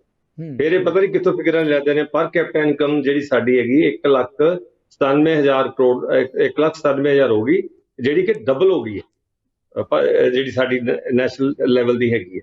ਜੀ ਇਹ ਕਹਿ ਰਹੇ ਨੇ ਕਿ ਮਤਲਬ ਪਤਾ ਮੈਨੂੰ ਸਮਝ ਨਹੀਂ ਆਉਂਦੀ ਵੀ ਜਿਹੜੇ ਫੈਕਟਸ ਹੈਗੇ ਨੇ ਉਹ ਤਾਂ ਘੱਟੋ ਘੱਟ ਜਿਹੜੇ ਹੁਣ ਜਿਹੜੀ ਸਾਡੀ ਐਗਰੀਕਲਚਰ ਰਿਕਾਰਡ ਪ੍ਰੋਡਕਸ਼ਨ ਦੀ ਗੱਲ ਕਰ ਰਹੇ, ਉਹ ਸਾਡਾ ਐਵਰ ਹਾਈਐਸਟ ਪ੍ਰੋਡਕਸ਼ਨ ਲੈਵਲ ਅਸੀਂ ਜਿਹੜੀ ਸਾਡੀ ਵੀਟ ਆ ਰਹੀ ਹੈ ਉਹ ਐਵਰ ਹਾਈਐਸਟ ਹੋਏਗੀ, ਕਿਉਂਕਿ ਉਹਦੇ ਵਿੱਚ 10% ਤੋਂ ਉੱਪਰ ਦੀ ਜਿਹੜੀ ਉਹਦਾ ਵਾਧਾ ਹੈ। ਤੋ ਇਹ ਪਤਾ ਕੀ ਹੈ, ਇਹ ਗੱਲ ਪਹਿਲਾਂ ਤਾਂ ਆਪਦੇ ਪੀੜੀ ਥੱਲੇ ਸੋਟਾ ਨਹੀਂ ਮਾਰਦੇ, ਉਹ ਘੱਟ ਮਾਰਦੇ ਆ। ਦੂਜੀ ਗੱਲ ਜਵਾਬ ਲੈ ਲਈਏ ਬਿਲਕੁਲ ਜਿਹੜਾ ਹੈਗਾ ਕਿ ਅਸੀਂ ਇੱਕ ਸੈਕਿੰਡ, ਜਿਹੜੇ ਬਜਟ ਆਇਆ ਸਾਰੀ ਦੁਨੀਆ ਕਿਤੇ ਜ਼ੀਰੋ ਗਰੋਥ ਹੈ। ਯੂਰਪ ਦਾ ਊਂ ਸੜਿਆ ਪਿਆ, ਜਿਹੜਾ ਆਹ ਆਪਣਾ ਪਾਕਿਸਤਾਨ 266 ਰੁਪਏ ਦਾ $1 ਹੈ ਉੱਥੇ। ਯੂਰਪ ਦਾ ਬੁਰਾ ਹਾਲ ਹੈ, ਅਮਰੀਕਾ ਦਾ ਬੁਰਾ ਹਾਲ ਹੈ, ਕੈਨੇਡਾ ਦਾ ਬੁਰਾ ਹਾਲ ਹੈ, ਚਾਈਨਾ ਦੀ 2.5% ਹੈ। ਸਾਡੀ growth this is the only country in the entire world globe ਦੇ ਵਿੱਚ ਜਿੱਥੇ ਚੰਨੀ ਸਾਹਿਬ, ਚਲੋ ਚੰਨੀ ਸਾਹਿਬ, ਜਿਸ ਮੁੱਦੇ ਦੀ ਕੌਮਾਂਤਰੀ ਪੱਧਰ ਦੀ ਤੁਸੀਂ ਐਵੇਂ ਸੌਰੀ ਮੈਂ ਪਾਸੀ ਸਾਹਿਬ ਆਉਣਾ ਕੌਮਾਂਤਰੀ ਪੱਧਰ ਦੀ ਗੱਲ ਕਰਦੇ ਹੋ ਤਾਂ ਮੈਂ ਸੁਣ ਰਿਹਾ ਸੀਗਾ ਪੀ ਚਿਦੰਬਰਮ ਉਹਨਾਂ ਨੇ ਕਿਹਾ ਕਿ ਜਿਹੜਾ ਬਜਟ ਸਰਵੇਖਣ ਹੈ ਜਾਂ ਸਰਕਾਰ ਦੀ ਇੰਡੀਕੇਸ਼ਨ ਹੈ ਕੌਮਾਂਤਰੀ ਪੱਧਰ 'ਤੇ ਜਿਹੜਾ ਇਕੋਨਮੀ ਜਿਹੜਾ ਹੈਗਾ ਜਿਸ ਤਰੀਕੇ ਨਾਲ ਹੇਠਾਂ ਜਾ ਰਹੀ ਹੈ ਸਾਰਾ ਜਿਹੜਾ ਹੈਗਾ ਸਿਸਟਮ ਜਿਹੜਾ ਹੈਗਾ ਉਹ ਕਲੈਪਸ ਕਰਨ ਵਾਲੇ ਪਾਸੇ ਵੱਲ ਨੂੰ ਜਾਂ ਗਿਰਾਵਟ ਵੱਲ ਨੂੰ ਜਾ ਰਿਹਾ ਹੈ। ਤੇ ਸਾਡੀ ਜਿਹੜੀ ਇਕੋਨਮੀ ਕਿਸ ਤਰੀਕੇ ਨਾਲ ਉੱਪਰ ਜਾਏਗੀ ਇਹਦਾ ਕੋਈ ਰੋਡ ਮੈਪ ਕਹਿੰਦੇ ਦੱਸਿਆ ਨਹੀਂ, ਦਾਅਵਾ ਜ਼ਰੂਰ ਕੀਤਾ ਗਿਆ ਕਿੱਦਾਂ ਇੰਡੀਆ ਦੀ ਇਕੋਨਮੀ ਉੱਪਰ ਜਾਏਗੀ। ਇਹ ਸਵਾਲ ਪੀ ਚਿਦੰਬਰ ਵੱਲੋਂ ਵੀ ਉਠਾਇਆ ਗਿਆ। ਮੈਂ ਦੱਸ ਦਿੰਦਾ ਉਹਨਾਂ ਵਾਸਤੇ, ਕਿਉਂਕਿ ਜਦੋਂ ਸਾਡੀ ਪ੍ਰੋਡਕਸ਼ਨ ਹੁੰਦੀ ਹੈ ਉਹ ਲਿੰਕਡ ਹੁੰਦੀ ਹੈ ਜਿਹੜੀ ਸਪਲਾਈ ਐਂਡ ਡਿਮਾਂਡ। ਜੇ ਤੁਹਾਡੇ ਕੋਲ ਡਿਮਾਂਡ ਹੈਗੀ ਹੈ ਤਾਂ ਪ੍ਰੋਡਕਸ਼ਨ ਹੋਏਗੀ, ਤੇ ਜੇ ਡਿਮਾਂਡ ਨਹੀਂ ਹੈਗੀ ਤਾਂ ਪ੍ਰੋਡਕਸ਼ਨ ਨਹੀਂ ਹੋਏਗੀ। ਸਾਡੇ ਕੋਲ ਡਿਮਾਂਡ ਐਂਡ ਸਪਲਾਈ ਦਾ ਤੁਸੀਂ ਕਹਿੰਦੇ ਹੋ ਕਿ ਉਹਦਾ ਬੇਸ ਹੈਗਾ, ਇਸ ਬੇਸ ਤੇ ਜੀ ਬਿਲਕੁਲ ਸਾਡੇ 140 ਕਰੋੜ ਬੰਦਿਆਂ ਨੂੰ ਹਰ ਚੀਜ਼ ਚਾਹੀਦੀ ਹੈ। ਉਹਨਾਂ ਨੂੰ ਮਕਾਨ ਵੀ ਚਾਹੀਦਾ ਹੈ, ਰੋਟੀ ਵੀ ਚਾਹੀਦੀ ਹੈ, ਸਾਈਕਲ ਵੀ ਚਾਹੀਦਾ ਹੈ, ਕਾਰ ਵੀ ਚਾਹੀਦੀ ਹੈ, ਰੋਡ ਵੀ ਚਾਹੀਦੀ ਹੈ, ਰੇਲ ਵੀ ਚਾਹੀਦੀ ਹੈ, 에ਅਰਪੋਰਟ ਵੀ ਚਾਹੀਦਾ। ਥੈਂਕ ਯੂ ਜਨ ਸਾਹਿਬ। ਆਪਣੇ ਕੋਲ ਸਮਾਂ ਵੀ ਘੱਟ ਹੈ ਤੇ ਪਾਸੀ ਜੀ ਇਸ ਮੁੱਦੇ ਤੇ ਆਪਣਾ ਕਮੈਂਟ ਕਰਨਾ ਚਾਹੁੰਦੇ ਆ। ਪਾਸੀ ਜੀ ਜਿਹੜੀ ਚੰਨੀ ਸਾਹਿਬ ਨੇ ਪਰ ਕੈਪੀਟਾ ਇਨਕਮ ਦੀ ਗੱਲ ਕਹੀ ਹੈ ਨਾ, ਬੜਾ ਇੱਕ ਗੁੰਮਰਾਹ ਕਰਨ ਵਾਲਾ ਇੱਕ ਅੰਕੜਾ ਦੱਸਿਆ ਗਿਆ ਕਿ ਸਰਕਾਰ ਵੱਲੋਂ। ਮੈਂ ਤੁਹਾਨੂੰ ਇੱਕ ਚੀਜ਼ ਛੋਟੀ ਜਿਹੀ ਦੱਸ ਦਿੰਦਾ ਜੀ ਕਿ ਜਦੋਂ ਕੋਵਿਡ ਦੇ ਵਿੱਚ ਵੀ ਹਿੰਦੁਸਤਾਨ ਦੀ GDP 7.7% ਗਿਰ ਗਈ ਸੀ, ਇਹ ਕਿਆ ਖੇਲ ਸੀ ਕਿ ਅੰਬਾਨੀ ਔਰ ਅਡਾਨੀ ਦੀ ਵੈਲਥ ਦੁੱਗਣੀ ਹੋ ਗਈ ਸੀ। 2021-22 ਦੀ ਫੋਰਬਸ ਦੀ ਅਕਤੂਬਰ ਵਿੱਚ ਰਿਲੀਜ਼ ਹੋਈ ਲਿਸਟ ਅਨੁਸਾਰ 140 ਕਰੋੜ ਭਾਰਤ ਦੀ ਆਬਾਦੀ ਹੈ ਤੇ ਇਸ ਵਿੱਚ 168 ਅਰਬਪਤੀਆਂ ਕੋਲ 800 ਅਰਬ ਡਾਲਰ ਤੋਂ ਜ਼ਿਆਦਾ ਯਾਨੀ GDP ਦਾ 25%। ਸੋ ਪਰ ਕੈਪੀਟਾ ਨੂੰ ਇੱਕ ਆਧਾਰ ਬਣਾ ਕੇ ਆਪਾਂ ਲੋਕਾਂ ਦੀ ਗਰੀਬੀ ਨੂੰ ਛੁਪਾ ਨਹੀਂ ਸਕਦੇ। ਭਾਵ ਜਿਹੜੇ 0.0000019% ਲੋਕਾਂ ਕੋਲੇ 25% GDP ਦਾ ਹਿੱਸਾ, ਔਰ ਅੰਬਾਨੀ ਜੀ ਦੀ ਜਿਹੜੀ GDP ਸੀ ਉਹ ਪੰਜਾਬ ਨਾਲੋਂ ਜ਼ਿਆਦਾ। ਆਪਣੇ ਕੋਲ ਸਮਾਂ ਇਜਾਜ਼ਤ ਨਹੀਂ ਦੇ ਰਿਹਾ, ਸੰਖੇਪ ਦੇ ਵਿੱਚ ਤੁਸੀਂ ਆਪਣੀ ਗੱਲ ਮੁਕੰਮਲ ਕਰੋ ਪਲੀਜ਼। ਮੈਂ ਬਾਕੀ ਮਹਿਮਾਨਾਂ ਤੋਂ ਵੀ ਇੱਕ ਕਮੈਂਟ ਲੈਣੇ ਆ। ਬਿਲਕੁਲ ਮੈਂ 1 ਮਿੰਟ 'ਚ ਖਤਮ ਕਰ ਦਿੰਦਾ। ਅੰਬਾਨੀ ਜੀ ਦੀ GDP ਪੰਜਾਬ ਤੋਂ ਜ਼ਿਆਦਾ, ਅਡਾਨੀ ਜੀ ਦੀ ਹਰਿਆਣਾ ਤੋਂ ਜ਼ਿਆਦਾ। ਚਲੋ ਉਹ ਹੁਣ ਪਤਾ ਲੱਗ ਰਿਹਾ ਕਿ ਦੇਸ਼ ਕਿੱਧਰ ਨੂੰ ਜਾ ਰਿਹਾ। ਜੀ ਤੁਹਾਡਾ ਕਮੈਂਟ ਆ ਗਿਆ। ਔਰ ਅਮੀਰਾਂ, ਸਰ ਬਸ 1 ਸਕਿੰਟ, ਅਮੀਰਾਂ ਔਰ ਗਰੀਬਾਂ ਦੇ ਵਿੱਚ ਜਿਹੜੀ ਖਾਈ ਹੈ, ਅਗਰ ਉਹ ਅੰਕੜੇ ਕਹਿੰਦਾ ਮੈਂ, ਉਹ ਸਰ ਕਹਿੰਦੇ ਹੋ ਤੁਸੀਂ, ਮੈਂ ਉਹ ਵੀ ਸਾਰੇ ਦੇ ਦੇਣਾ ਜੀ। ਨਹੀਂ ਮਿਹਰਬਾਨੀ, ਸਮਾਂ ਨਹੀਂ ਆਪਣੇ ਕੋਲੇ ਪਾਸੇ ਜੀ, ਫਿਰ ਕਿਸੇ ਮੁੱਦੇ ਤੇ ਆਪਾਂ ਗੱਲ ਕਰਾਂਗੇ। ਮਹਿਮਾ ਜੀ ਲਾਸਟ ਕਮੈਂਟ ਇਸੇ ਬਹਿਸ ਦੇ ਉੱਤੇ ਤੁਹਾਡੇ ਕੋਲੋਂ ਮੈਂ ਲੈਣਾ ਚਾਹਾਂਗਾ, ਕਿਸਾਨੀ ਦੇ ਮੁੱਦੇ ਦੇ ਉੱਤੇ ਕਿ ਸਰਕਾਰ ਦਾ ਲਗਾਤਾਰ ਦਾਅਵਾ ਕਿਸਾਨੀ ਦੀ ਬਿਹਤਰੀ ਲਈ। ਤੁਸੀਂ ਕਹਿ ਰਹੇ ਹੋ ਕਿ ਕਿਸਾਨ ਵਿਰੋਧੀ ਬਜਟ ਹੈ। ਕੀ ਲੱਗਦਾ ਕਿ ਜਿਹੜਾ ਤੁਸੀਂ ਫੈਸਲਾ ਕਰ ਰਹੇ ਹੋ ਕਿ ਅਗਲੇ ਦਿਨਾਂ 'ਚ ਪਾਰਲੀਮੈਂਟ ਦਾ ਘਿਰਾਓ ਕਰਾਂਗੇ ਜਾਂ ਮੁਜ਼ਾਹਰਾ ਕਰੋਗੇ, ਉਸ ਗੱਲ ਤੇ ਕਾਇਮ ਹੋ ਜਾਂ ਅੱਜ ਦੇ ਬਜਟ ਦੇ ਬਾਅਦ ਜਿਹੜਾ ਹੈਗਾ ਆਪਣਾ ਫੈਸਲਾ ਅੱਜ ਦੇ ਬਜਟ ਤੋਂ ਬਾਅਦ ਬਦਲ ਵੀ ਸਕਦੇ ਹੋ? ਦੇਖੋ ਜੀ, ਬਜਟ ਸਾਡੀਆਂ ਜੋ ਡਿਮਾਂਡਾਂ ਸੀ ਉਹਦੇ ਲਈ 1 ਵੀ ਰੁਪਈਆ ਨਹੀਂ ਰੱਖਿਆ ਗਿਆ। ਇਸ ਲਈ ਸਾਨੂੰ ਲੱਗਦਾ ਵੀ ਸਰਕਾਰ ਕਿਸਾਨਾਂ ਤੋਂ ਮੁਨਕਰ ਹੋ ਚੁੱਕੀ ਹੈ। ਇਸ ਲਈ ਜਿਹੜਾ ਸਾਡਾ ਫੈਸਲਾ ਹੈ ਕਿ ਪਾਰਲੀਮੈਂਟ ਉੱਥੇ ਦਿੱਲੀ ਅਸੀਂ ਵੱਡਾ ਇਕੱਠ ਕਰਕੇ ਪਾਰਲੀਮੈਂਟ ਵੱਲ ਮਾਰਚ ਕਰਾਂਗੇ ਜਾਂ ਰੈਲੀ ਕਰਾਂਗੇ, ਉਹਦੇ ਤੇ ਕਾਇਮ ਆ। 9 ਤਰੀਕ ਨੂੰ ਸਾਡੀ ਐਸਕੇਐਮ ਦੀ ਮੀਟਿੰਗ ਆ, ਉਹਦੇ 'ਚ ਬਕਾਇਦਾ ਐਲਾਨ ਹੋ ਜਾਏਗਾ। Okay, thank you. ਆਪਾਂ ਉਸ ਤੋਂ ਬਾਅਦ ਫਿਰ ਵੀ ਇਸ ਮੁੱਦੇ ਤੇ ਗੱਲ ਕਰ ਲਾਂਗੇ, ਸਮਾਂ ਇਜਾਜ਼ਤ ਨਹੀਂ ਦੇ ਰਿਹਾ। ਡਾਕਟਰ ਮਿੱਤਰਾ, 1 ਮਿੰਟ ਜਿਹੜਾ ਸਿਹਤ ਸੇਵਾਵਾਂ ਨਾਲ ਸੰਬੰਧਿਤ ਜੋ ਸਰਕਾਰ ਦਾ ਦਾਅਵਾ ਹੈ, ਲਗਾਤਾਰ ਉਹ ਕਹਿ ਰਿਹਾ ਕਿ ਬਹੁਤ ਕੁਝ ਕੀਤਾ ਜਾ ਰਿਹਾ ਹੈ। ਸਿਹਤ ਸੇਵਾਵਾਂ ਤੇ ਬਜਟ ਨੂੰ ਵਧਾਉਣਾ ਚਾਹੀਦਾ ਹੈ। ਇੰਨੇ ਬਜਟ ਨਾਲ ਕੁਝ ਨਹੀਂ ਹੁੰਦਾ, ਬਜਟ ਘਟਾ ਦਿੱਤਾ ਗਿਆ ਹੈ। ਇਹ ਬੜੇ ਅਫਸੋਸ ਦੀ ਗੱਲ ਹੈ ਕਿ ਇਨਫਲੇਸ਼ਨ ਵਧੀ ਹੈ ਇੱਕ ਪਾਸੇ ਤੇ ਦੂਸਰੇ ਪਾਸੇ ਬਜਟ ਸਿਹਤ ਸੇਵਾਵਾਂ ਤੇ ਘਟ ਗਿਆ ਹੈ। ਬਜਟ ਇਹਨੂੰ ਹੈਲਥ ਸੈਕਟਰ ਨੂੰ ਇੱਕ ਅਸੈਟ ਦੇ ਤੌਰ ਤੇ ਲਾਣਾ ਚਾਹੀਦਾ ਹੈ, ਲਾਇਬਿਲਿਟੀ ਦੇ ਤੌਰ ਤੇ ਨਹੀਂ। ਘੱਟੋ ਘੱਟ 10% ਬਜਟ ਦਾ ਹੈਲਥ ਦੇ ਅਗਰ ਲਗਾਇਆ ਜਾਏਗਾ ਫਿਰ ਦੇਸ਼ ਦੀ ਹੈਲਥ ਸੈਕਟਰ ਠੀਕ ਹੋਏਗੀ। ਇਹਨੂੰ ਵਿਗਿਆਨਿਕ ਢੰਗ ਨਾਲ ਲੈਣਾ ਚਾਹੀਦਾ ਹੈ। Thank you very much. ਜਾਂ ਫੁੱਲ ਬਰਸਾਣੇ ਜਾਂ ਗਊ ਮੂਤਰ ਵਾਲੀਆਂ ਗੱਲਾਂ, ਇਹ ਜਿਹੀਆਂ ਮਿੱਥਿਆਪੂਰਵਕ ਗੱਲਾਂ ਸਾਡੇ ਵੱਡੇ ਵੱਡੇ ਮੰਤਰੀ ਵੀ ਕਰਦੇ ਹਨ, ਉਹਨਾਂ ਨੂੰ ਛੱਡਣਾ ਚਾਹੀਦਾ ਹੈ। ਵਿਗਿਆਨ ਤੇ ਆਧਾਰਿਤ ਹੈਲਥ ਸੇਵਾਵਾਂ ਨੂੰ ਮਜ਼ਬੂਤ ਕਰਨਾ ਚਾਹੀਦਾ। ਜੀ ਚੰਨੀ ਜੀ, ਡਾਕਟਰ ਮਿੱਤਰਾ ਦਾ ਕਹਿਣਾ ਹੈ ਕਿ ਵਿਗਿਆਨਕ ਤੌਰ ਤੇ ਸਾਨੂੰ ਫੈਸਲੇ ਲੈਣ ਦੀ ਲੋੜ ਹੈ। ਟੱਲੀਆਂ ਖੜਕਾਉਣ ਦੇ ਨਾਲ ਜਾਂ ਫੁੱਲ ਬਰਸਾਉਣ ਦੇ ਨਾਲ ਪ੍ਰਸਥਿਤੀਆਂ ਨਹੀਂ ਬਦਲਦੀਆਂ। ਜਿੱਥੋਂ ਤੱਕ ਸਵਾਲ ਹੈ ਬੇਸਿਕ ਬੁਨਿਆਦੀ ਮੁੱਦਿਆਂ ਦਾ, ਚਾਹੇ ਸਿਹਤ ਸੇਵਾਵਾਂ ਦੀ ਗੱਲ ਕਰਦੇ ਹਾਂ, ਰੁਜ਼ਗਾਰ ਦੀ ਗੱਲ ਕਰਦੇ ਹਾਂ, ਖੇਤੀ ਖੇਤਰ ਦੀ ਗੱਲ ਕਰਦੇ ਹਾਂ, ਦੇਸ਼ ਦੀ ਇਕੋਨਮੀ ਦੀਆਂ ਫਿਗਰਸ ਕੋਈ ਵੀ ਸ਼ੋਅ ਕਰਦੀਆਂ ਹੁਣ ਕਿ ਅਸੀਂ ਉੱਪਰ ਜਾ ਰਹੇ ਹਾਂ, ਪਰ ਜਦ ਤੱਕ ਕਿਸਾਨ ਨਿਰਾਸ਼ ਹੈ ਜਾਂ ਰੁਜ਼ਗਾਰ ਨਹੀਂ ਮਿਲੇਗਾ ਤਾਂ ਇਹ ਫਿਗਰਸ ਜਿਹੜੀਆਂ ਹੈਗੀਆਂ ਇਹਨਾਂ ਦਾਅਵਿਆਂ ਦਾ ਮੂੰਹ ਚੜਾਉਂਦੀਆਂ ਰਹਿਣਗੀਆਂ। ਚੰਨੀ ਸਾਹਿਬ, ਇਹ ਸਵਾਲ ਹੈ, ਸੰਖੇਪ ਜਵਾਬ ਤੁਹਾਡੇ ਕੋਲੋਂ। ਦੇਖੋ, ਗੱਲ ਇਹ ਹੈਗੀ ਹੈ, ਜਿਸ ਤਰ੍ਹਾਂ ਮੈਂ ਪਹਿਲਾਂ ਕਿਹਾ ਸੀਗਾ ਕਿ ਹਿੰਦੁਸਤਾਨ ਵਾਹਦ ਇੱਕ ਕੰਟਰੀ ਹੈ ਜਿਹੜਾ ਸਾਰੀ ਦੁਨੀਆ ਦੇ ਵਿੱਚ ਇਸ ਵੇਲੇ 1 ਨੰਬਰ ਤੇ ਹੈ। ਚਾਹੇ ਉਹ ਪਰਫਾਰਮੈਂਸ ਕਹਿ ਲਓ, ਚਾਹੇ ਗਰੋਥ ਕਹਿ ਲਓ, ਚਾਹੇ ਇਨਵੈਸਟਮੈਂਟ ਕਹਿ ਲਓ, ਚਾਹੇ ਸਾਰੇ ਖੇਤਰਾਂ ਦੀ ਗੱਲ ਕਰ ਲਓ, ਚਾਹੇ ਡਿਜੀਟਲ ਜਿਹੜਾ ਅਸੀਂ ਡਿਜੀਟਲਾਈਜੇਸ਼ਨ ਕਰ ਰਹੇ ਹਾਂ ਉਹਦੀ ਇੱਕ ਮਿਸਾਲ ਹੈ।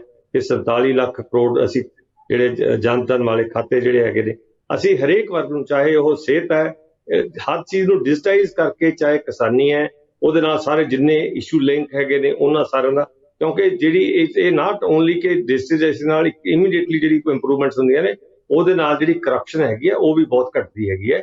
ਔਰ ਜਿਹੜੇ ਪੂਅਰ ਕੰਟਰੀ ਹੈਗੇ ਨੇ ਉਹਨਾਂ ਦੇ ਵਿੱਚ ਡਾਕਟਰ ਸਾਹਿਬ ਕਹਿ ਰਹੇ ਨੇ ਆਈਡੀ ਲੈ ਕੇ ਇੰਨੀ ਜਿਹੜੀ ਹੋਵੇ, ਪਰ ਜੋ ਹਾਲਾਤ ਅਮਰੀਕਾ ਦਾ ਹੋਇਆ ਕੋਵਿਡ ਦੇ ਵਿੱਚ, ਜੋ ਹਾਲਾਤ ਕੈਨੇਡਾ ਦਾ ਹੋਇਆ, ਜੋ ਚਾਈਨਾ ਦਾ ਹੋਇਆ, ਜੋ ਯੂਕੇ ਦਾ ਹੋਇਆ, ਹਿੰਦੁਸਤਾਨ ਦਾ ਨਹੀਂ ਹੋਣ ਦਿੱਤਾ ਮੋਦੀ ਜੀ ਨੇ। ਇੱਥੇ ਉਹ ਗੱਲ ਨਹੀਂ ਹੋਈ। ਪਹਿਲਾਂ ਤਾਂ ਕਹਿੰਦੇ ਸੀ 140 ਕਰੋੜ ਨੂੰ ਸਾਂਭੂਗਾ ਕੌਣ, ਔਰ ਅਸੀਂ 2 ਵੈਕਸੀਨ, ਹੁਣ ਤਾਂ ਨੇਜ਼ਲ ਵਾਲੀ ਵੀ ਆ ਗਈ। ਅਸੀਂ ਬਹੁਤ ਚੁੱਕਨੇ ਆ, ਜੋ ਵੀ ਸਮੱਸਿਆ ਹੈਗੀ ਆ ਆਂਦੀ ਹੈ ਉਹਦਾ ਹੱਲ ਕਰਦੇ ਆ, ਲੋਕਾਂ ਦੀ ਭਲਾਈ ਨੂੰ ਮੂਹਰੇ ਰੱਖ ਕੇ ਫੇਰ ਹੱਲ ਹੁੰਦਾ ਹੈ। ਗੱਲਾਂ ਕਰਨੀਆਂ ਬਹੁਤ ਸਭ ਕੁਝ ਹੋਵੇ, ਇੱਕ ਸ਼ੇਰ ਤੇ ਹੈਗਾ ਸੇਵਾ ਦੇਸ਼ ਦੀ ਕਰਨੀ ਜਿੰਦੜੀ ਬੜੀ ਔਖੀ, ਗੱਲਾਂ ਕਰਨੀਆਂ ਢੇਰ ਸਿਖਾਲੀਆਂ ਨੇ। ਹੁਣ ਪਾਸੀ ਸਾਹਿਬ ਨੂੰ ਪੁੱਛੋ ਵੀ ਇਹ ਡਾਕਟਰ ਸਾਹਿਬ ਕਹਿ ਰਹੇ ਪ੍ਰੀਵੈਂਟਿਵ ਮੈਡੀਸਨ ਜਿਹੜੀ ਕਿ ਡਿਸਪੈਂਸਰੀ ਦੇ ਵਿੱਚ ਡਾਕਟਰ ਨੇ ਦੇਣੀ ਹੈ, ਦਵਾਈਆਂ ਇਹਨਾਂ ਨੇ ਦੇਣੀਆਂ, ਡਾਕਟਰ ਇਹਨਾਂ ਨੇ ਕਰਨਾ, ਸੈਂਟਰ ਦਾ ਕੀ ਰੋਲ? ਓਕੇ ਚੰਨੀ ਜੀ, ਮਿਹਰਬਾਨੀ, ਤੁਹਾਡਾ ਵਿਊ ਪੁਆਇੰਟ ਆ ਗਿਆ। ਮਜਬੂਰੀ ਆ ਸਮੇਂ ਦੀ, ਆਪਾਂ ਫੇਰ ਕਦੇ ਇਸ ਮੁੱਦੇ ਤੇ ਚਰਚਾ ਕਰਾਂਗੇ। ਸਾਰੇ ਮਹਿਮਾਨਾਂ ਦਾ ਬਹੁਤ ਬਹੁਤ ਧੰਨਵਾਦ। ਕੇਂਦਰ ਸਰਕਾਰ ਵੱਲੋਂ ਆਪਣੀ ਇਸ ਪਾਰੀ ਦਾ ਆਖਰੀ ਬਜਟ ਪੇਸ਼ ਕੀਤਾ ਗਿਆ ਹੈ। ਸਰਕਾਰ ਦੀਆਂ ਵੱਡੇ ਦਾਅਵੇਦਾਰੀਆਂ ਵੱਖ-ਵੱਖ ਖੇਤਰਾਂ ਨੂੰ ਲੈ ਕੇ, ਦੂਜੇ ਪਾਸੇ ਕਿਸਾਨੀ ਦੀ ਗੱਲ ਕਰ ਲਈਏ, ਸਿਹਤ ਸੇਵਾਵਾਂ ਦੀ ਗੱਲ ਕਰ ਲਈਏ ਜਾਂ ਪੰਜਾਬ ਦੀ ਗੱਲ ਕਰ ਲਈਏ, ਵੱਡੇ ਸਵਾਲ ਇਹਨਾਂ ਮੁੱਦਿਆਂ 'ਤੇ ਆਉਣ ਵਾਲੇ ਸਮੇਂ 'ਚ ਦੇਸ਼ ਤੇ ਪੰਜਾਬ ਦੇ ਲੋਕ ਕਰਨਗੇ ਫੈਸਲਾ ਕਿ ਕੌਣ ਕਿਸ ਦੇ ਹਿੱਤ ਵਿੱਚ ਖੜਾ ਹੈ। ਇਹਨਾਂ ਮਾਮਲਿਆਂ 'ਤੇ ਆਉਣ ਲਈ ਸੁਭਾਵਿਕ ਹੈ ਕਿ ਅਸੀਂ ਆਪਣੇ ਸਾਰੇ ਮਹਿਮਾਨਾਂ ਦੇ ਧੰਨਵਾਦੀ ਹਾਂ। ਤੇ ਜੀ ਆਪਾਂ ਤੁਹਾਡੇ ਵੱਲੋਂ ਵੀ ਲਵਾਂਗੇ ਇਜਾਜ਼ਤ। ਸਤਿ ਸ੍ਰੀ ਅਕਾਲ।